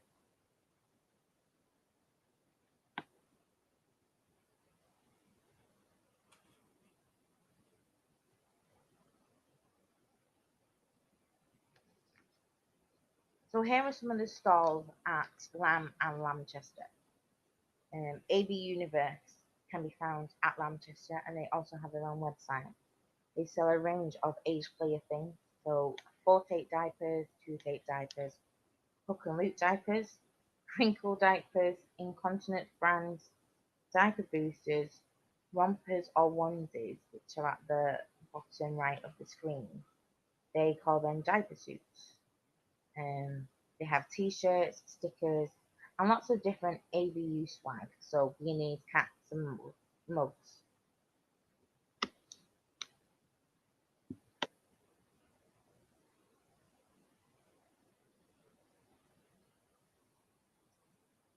Subspace leathers, they can be found at LAM and also have a website. They sell a wide range of toys for impact, collars, and they also have their AB space toys and things. They sell a wide range of age player range that has diaper harnesses, some which are lockable, pacifier gags, which some are lockable, dummies, a walking chest harness, high chair restraints, and mittens.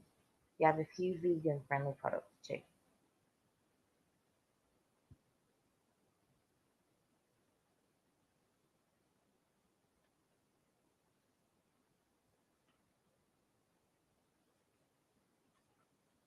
And finally, also Ibble. This store can be found at LAM, and it sells handmade items including stuffies, fantasy clothing, armour and knitwear. And this was the only picture that I could find. You can see on the table there are dummies, brushes, cushions. I believe there are some hair accessories. Again, they are found at LAM, as I couldn't find a web address. If there is a web address, I hope it will be updated on the live LAM.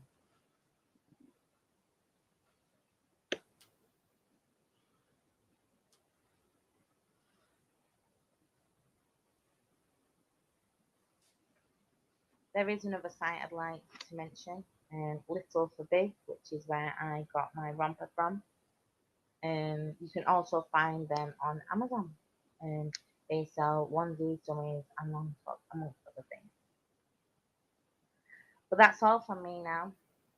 So I hope this has been informative, as it has for me. Stay safe, and I hope to see you all soon at events. Thanks.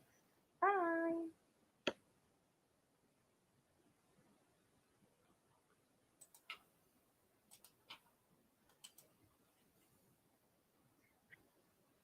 And just a quick thank you there to Zoe for that. I believe you're probably still in the chat interface. So if anyone has any questions, feel free to, ask away.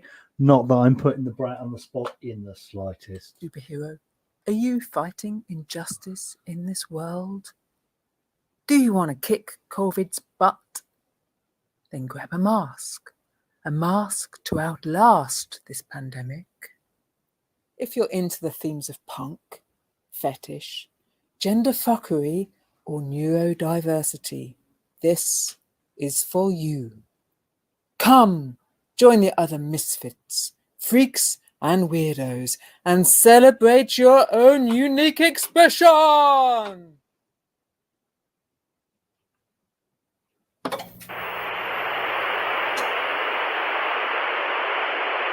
It's your birthday. Happy birthday. It's your birthday.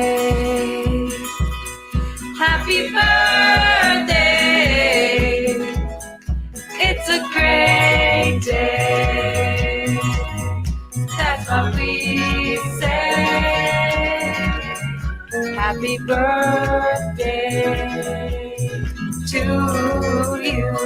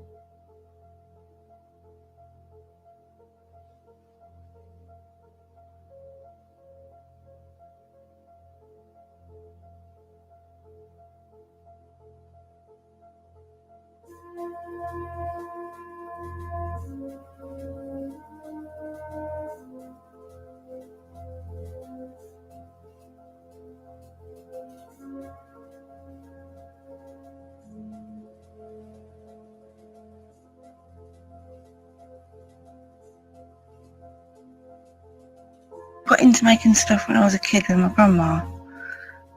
It's some of my best memories from my childhood, really, to be honest.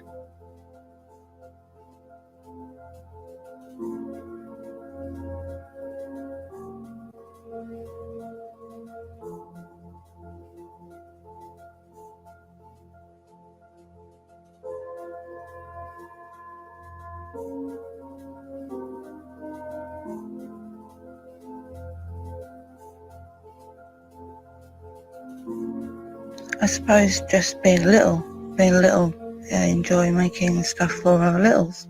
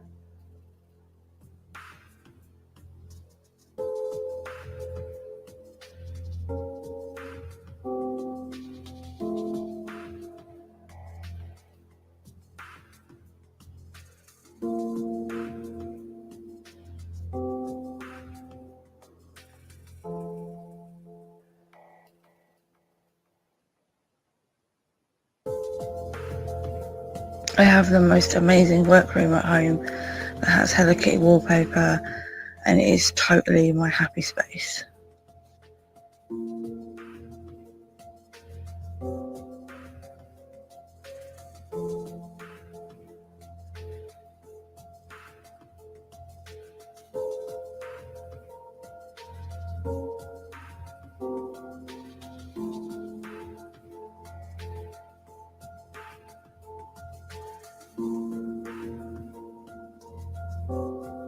I love making special orders. Something different is always great.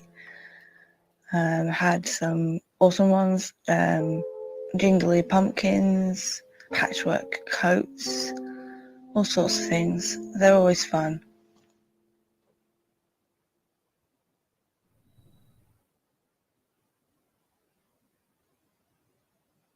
Today, I have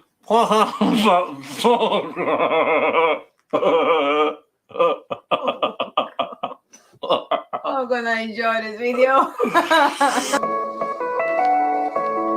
1, 2, 3, 4.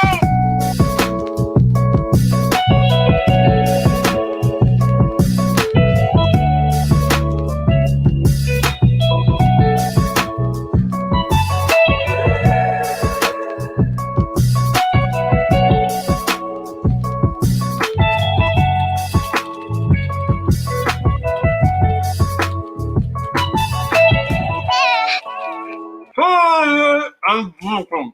And I'm Monica. I'm talking about bulldogs. If this is your first time watching, welcome to Dasterdly. Here we create, sculpt, mold, and make all of our sex toys we want to use. Toys we want to use as a couple, toys we made for the purpose of pleasure. That was in my line. If you like sex toys, and all kinky things, subscribe to our channel and drop us a like on the video. One, two,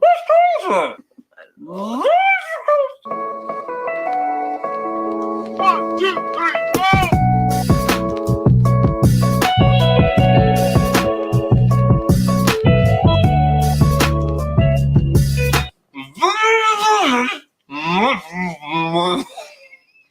Sorry, you need to speak better because I don't understand you at all.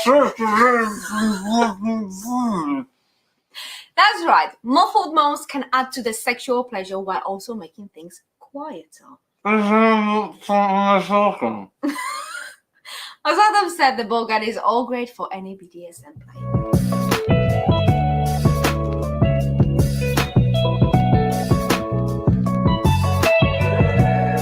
The ball gag has a leather strap with a buckle fastened back for easy adjusting. Attached to each side of the strap is a strip of the rubber that has pop studs on each end for easy removal when cleaning. The rubber strip also makes the ball gag more comfortable when in your mouth. Don't you agree? See, it's really comfortable. You won't even know you're wearing it. The ball is made of planet. Oh my god, my lips are silicone. Fucking electrical. The ball is made of silicone. I'm sure you're going to understand that. And flexible. Flexible. It's flexible. The ball is made of platinum silicone, meaning that it's hypoallergenic, tasteless, and odorless. My sister's on.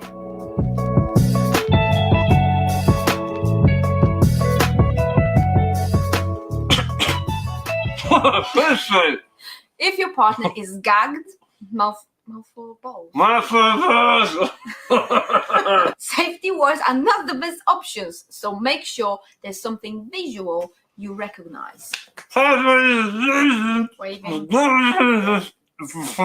Okay. If your play includes being more restrained, then a tip we picked from Jess Wild was holding an object that you can drop, something like a cat ball with bells inside. One, two,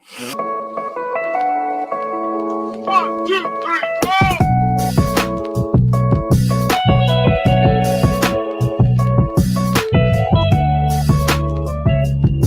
Cleaning is super easy. Just unclip the ball from the strap and wash using warm soap water. The leather strap should be cleaned.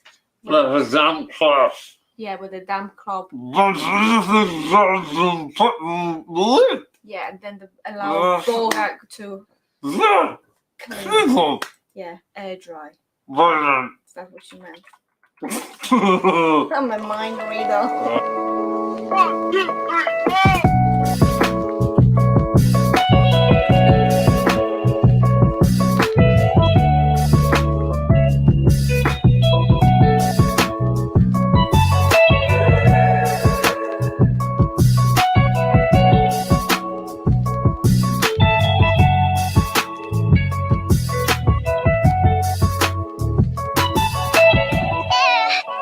Your very own ball gag from Godemishi today. Simply click the link in the description below. If you like this video, hit that like button. Subscribe. And as always, please leave your comment in the comment section below. We'll see you in the next video. It's great working with you, Adam. 1, 2, 3.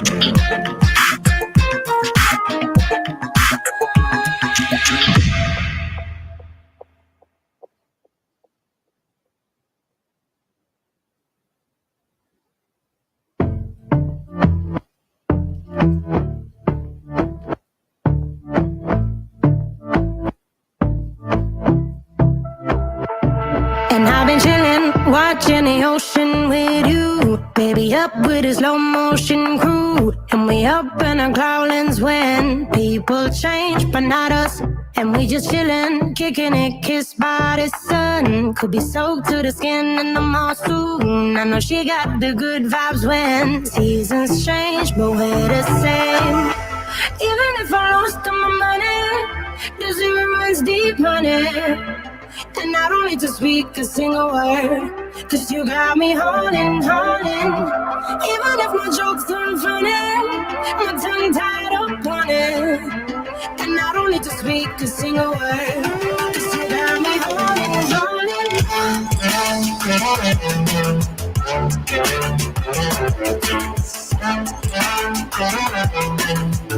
'Cause you got me holding, holding.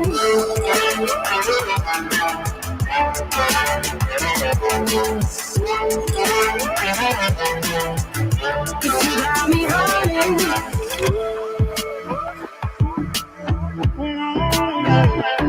And I'll be running, possessed by a low, low voodoo. Fired up like a wolf on a full moon. And we're stuck in a la la land. The tides will turn without us.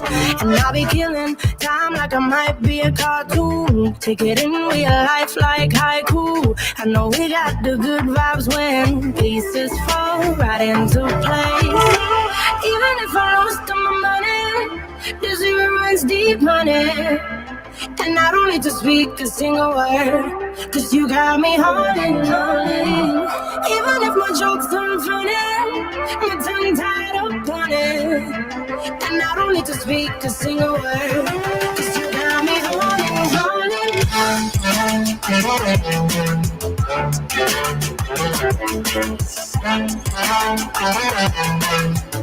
'Cause you got me holding, holding.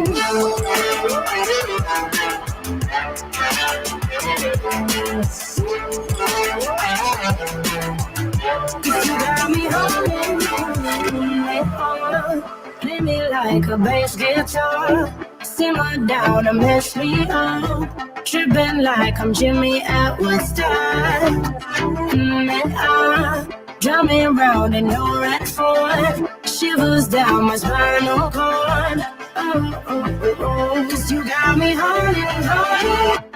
Even if I lost all my money, the zero runs deep money. And I don't need to speak a single word, cause you got me holding. Even if my jokes aren't funny, my tongue tied up on it. And I don't need to speak a single word, cause you got me holding.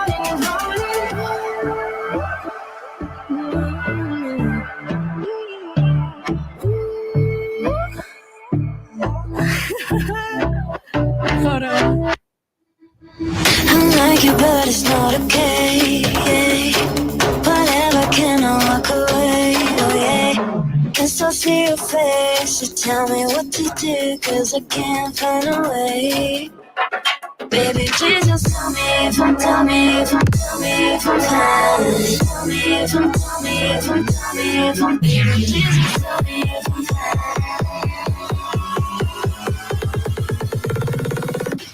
Just tell me if I'm fine.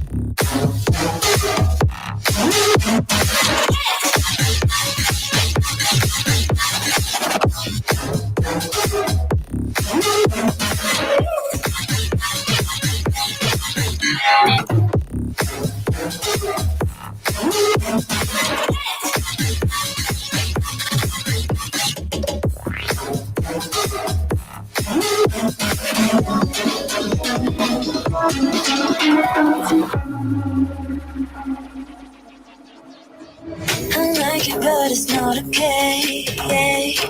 Whatever, can I walk away? Oh yeah, I love you too, don't love me back. I can't send this feeling inside my mind. Baby, please just tell me if I'm fine.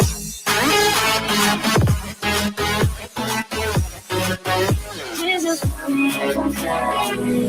Cause I'm not stuck in my heart, baby. Please just tell me if I'm fine.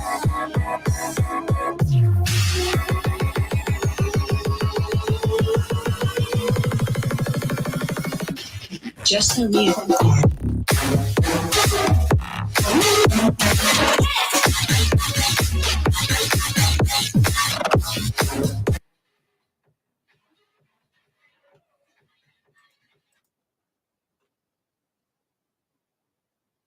And before we get too absorbed in all of that, let's move on with what's going on with the day. We're at 5 o'clock or a couple of minutes after, and that's time for the updates. So what's going on with LAM and going on moving forward? Well, as we've just played the video that I would normally play at this stage, I'm going to save you watching that twice.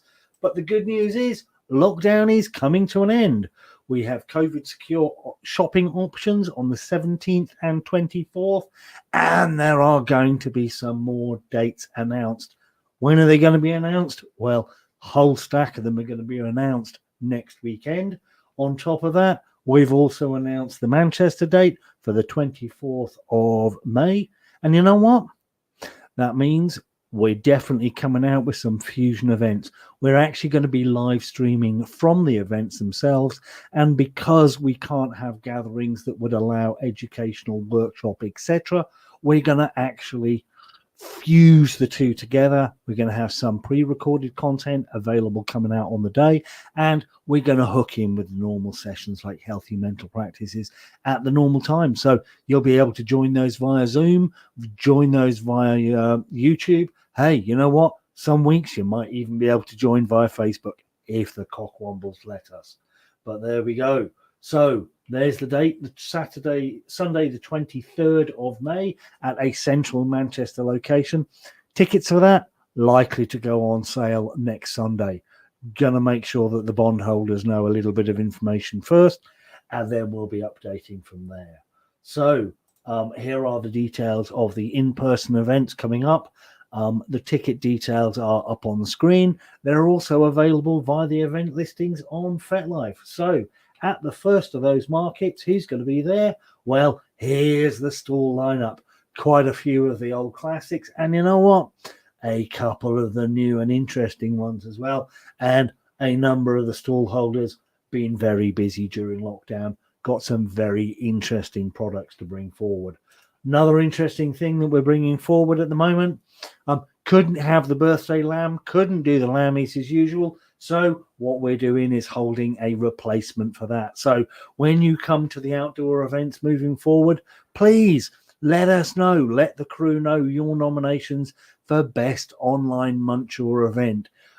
What's kept you entertained, kept you connected? Please let us know on that. Outside of that, we're always interested in hearing nominations for those who have made an outstanding effort to support the community across this difficult period of time. So we're not just going to be offering one prize on that. There will be multiple prizes. So give us the names that you think are appropriate on this. And if we agree, we'll make sure that there is something appropriate done. And finally, you know what? There are those that have been phenomenally busy dealing with the rest of society throughout this difficult time. And in some respect, embodying what we think are the best values of people from within our community. And we want to know some stories and some information on them. So again, we can pass on our thanks from not only ourselves, our crew, our stalls, but also the guests, because at the end of the day, it's been one hellish year. So first of those events where you can let us know is going to be on the 17th. The next one, the Saturday after, on the 24th. And obviously we'll be covering this through LAM Live as we go out. One of the projects that we've been approached and asked to chat to everyone about is the kink counselling and experience of kink counselling from those within the kink community. So if you are kinky and you have had experience of counselling, get in touch if this project applies, because without your feedback and your contributions, you know what? Things don't change. It's as simple as that. So a great way to contribute towards the betterment of our community.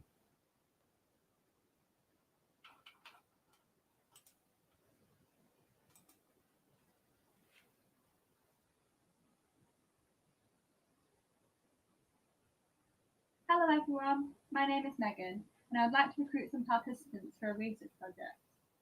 The research project is about the counselling experience of members of kink and BDSM communities. It would take place online via Teams. It should take approximately 1 hour and we can work together to find a time that suits both of us. Within their research, we'll be looking at 3 main areas. Firstly, we'll be looking at the role of kink within your life. Then we'll look at your previous experience of counselling. And finally, we'll look at future directions that counselling could take to become more accessible to the kink community. I think it's really important that this research is done. I think at a time like this, everyone deserves a place where they can feel safe, heard and respected. I want to know if that's currently available for you within the kink community. If you'd like to take part in my research, please email me. Thank you.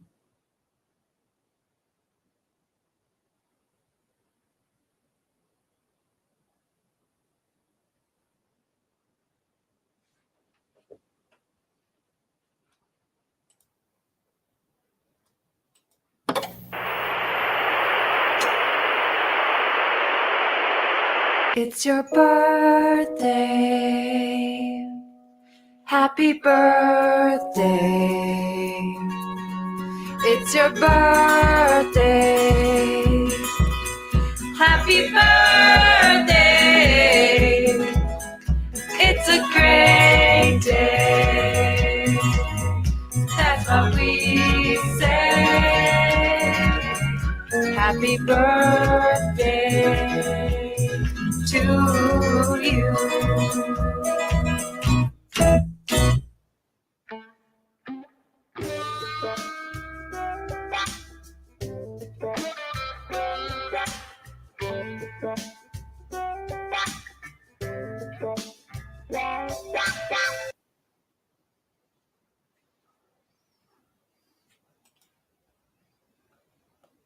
And just a heads up to another awesome stall who've joined us during this difficult time, joined us in a virtual capacity, because at the moment they're not going to be trading with us, but they're enjoying the content online and wanted to reach out and share them as an entity and how they may be able to help you with your specifically chainmail jewelry requirements. Now, a lot of people might be thinking, why chainmail? We're not reenactors, but ultimately there are some amazing designs and creations that you can create in chainmail. And if you want to show the union of things, particularly from a DS context, what could be better? Certainly if you are looking at polydynamics, the interlocking rings, so absolutely the best way to immortalize some of those relationships in an iconic way, and not necessarily in a black leather and studded way that's just complete over the top and obvious. So here are some awesome creations from Unchained Design.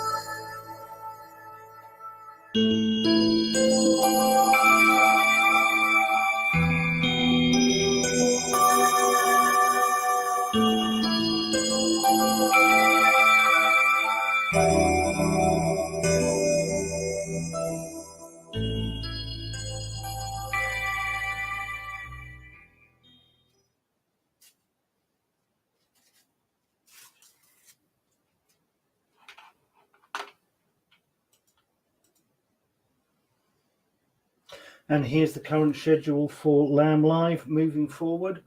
Yeah, there's pretty much something every weekend during lockdown. So on the first Sundays of the month and first and fourth Sundays of the month, to replace our normal events, there'll be a longer version like today with your healthy mental practices, book reading, comedy, workshop, updates. And then on the other weekends, the second, third, and occasional fifth, there'll be a quickie edition, a slightly shorter version, minus the workshop, but you know what? A little bit of content to keep you amused, keep you entertained, and to make sure you get your dose of what's important in this world. And then obviously, as we move forward and can actually start hosting events, then at that stage, there's going to be fusion events moving forward. So we're giving ourselves an easy time of it for April.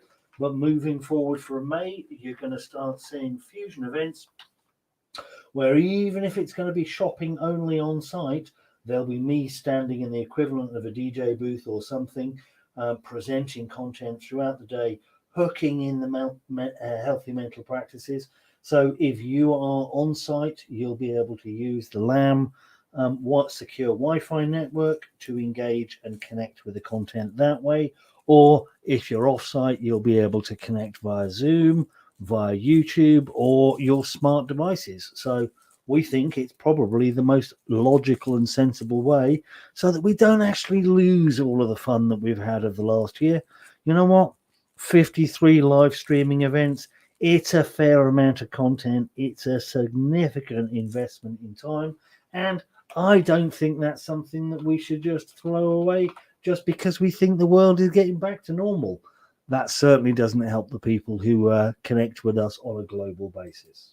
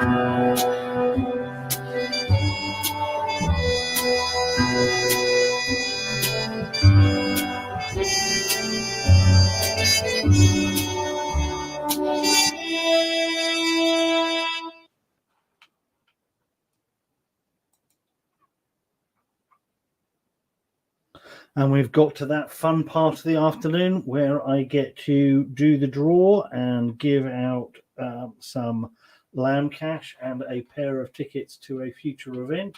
So let me just log into the system here and see we have a total of 206 bonds have been issued.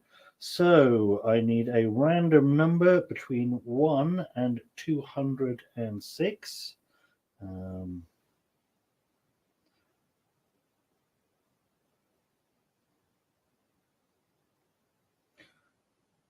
And the answer is 102.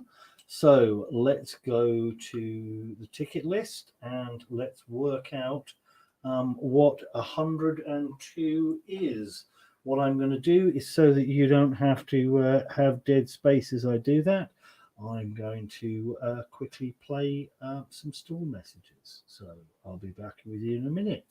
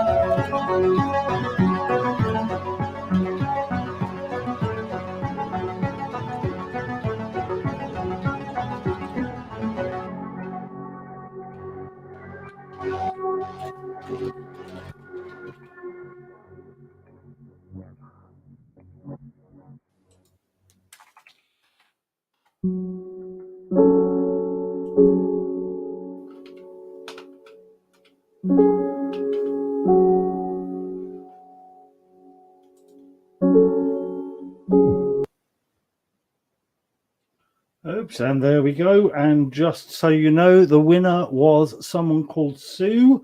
I have sent an email out confirming that you are the winner. Just get in touch. Let us know if you want to attend on the 17th or the 24th, and we'll have that spending money ready for you. You might even want to spend it with these awesome people with a lovely splash of colour.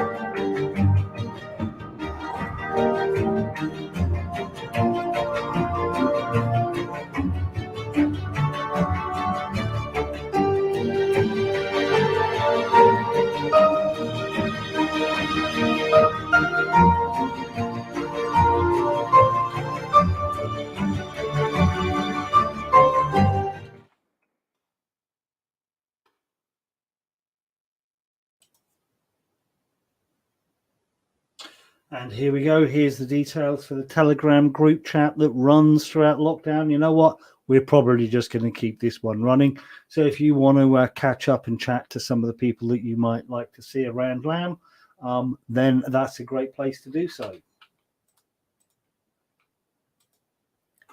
Are you a superhero? Are you fighting injustice in this world? Do you want to kick COVID's butt? Then grab a mask to outlast this pandemic. If you're into the themes of punk, fetish, gender fuckery, or neurodiversity, this is for you. Come, join the other misfits, freaks, and weirdos, and celebrate your own unique expression!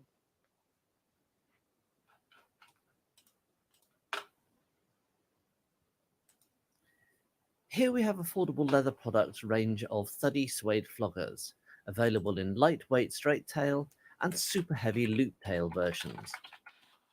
This is an example of our lightweight suede straight tail floggers. They have a mostly thuddy impact with a little bit of flick on the end of the tails. They come in black, red, black and purple, black and red, and the new black and green. This is an example of one of our super heavy thuddy suede floggers. They weigh half a kilo and the tails loop back up to the handle, meaning there's no sting, just a lovely deep down front sensation. They're available in black, red, black and purple, and black and red. You can find all of our discipline equipment on our website at affordable-leather.co.uk.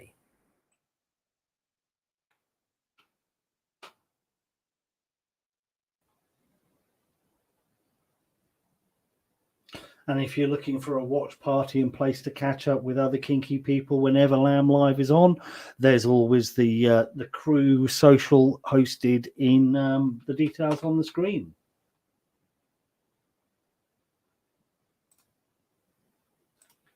And just a quick shout out to anyone. If there is anyone out there who wants to share some knowledge, share a workshop, please get in touch. You know what? If you want to earn yourself some hard sterling cash, we'll quite happily give you £50 for any content we can use. If you want a prize or you want to go shopping, we'll actually double that up to £100 of LAM cash. Simple as that. Just as long as it's kink positive content and suitable for the online platforms we use, we're more than happy with it being something that is, you know, not personally our cup of tea.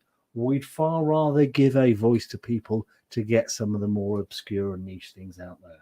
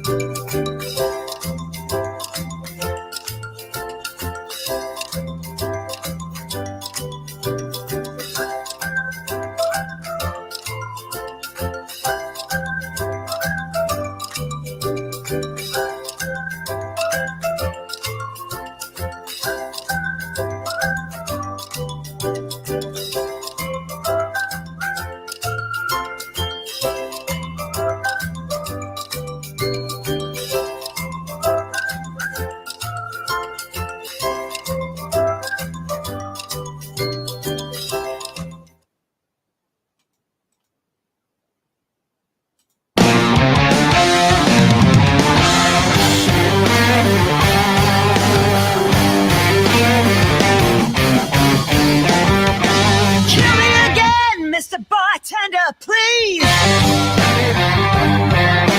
I need a shot and I'm begging on my knees.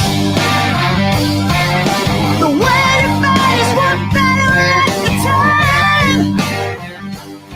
You may have won today, but I'll see you at the finish line. All is fair in love and war. You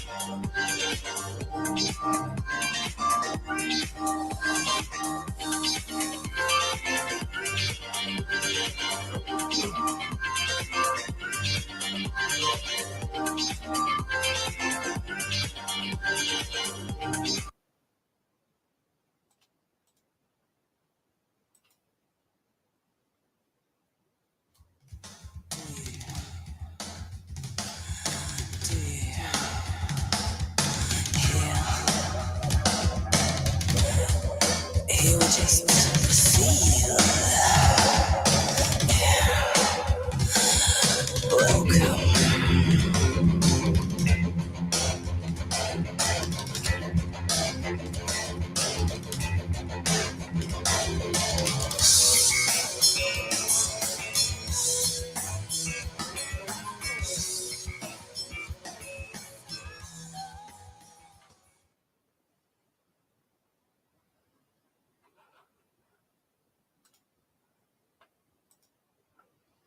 And as we come round to the end of the broadcast, it just leaves me to thank those stalls from London, page 1 and page 2, the stalls from LAMchester, and our new virtual stalls as well. So thank you for watching. Stay safe. We'll be with you as soon as we can. Hey, it's only in a couple of weeks' time, 17th of April, no less. But until then, don't be a cockwomble. Stay indoors when appropriate, and absolutely no dogging on the way home, because that's never going to be appropriate at the moment. Special thanks to all of the LAM and LAMchester guests and crew, the stalls for their messages and ongoing support, and today in particular to Jerry and Zoe for stepping up to the plate and helping out and filling in when it was required. I look forward to welcoming you back next Sunday for the 54th edition of LAM Live, coming at you with some more fresh content.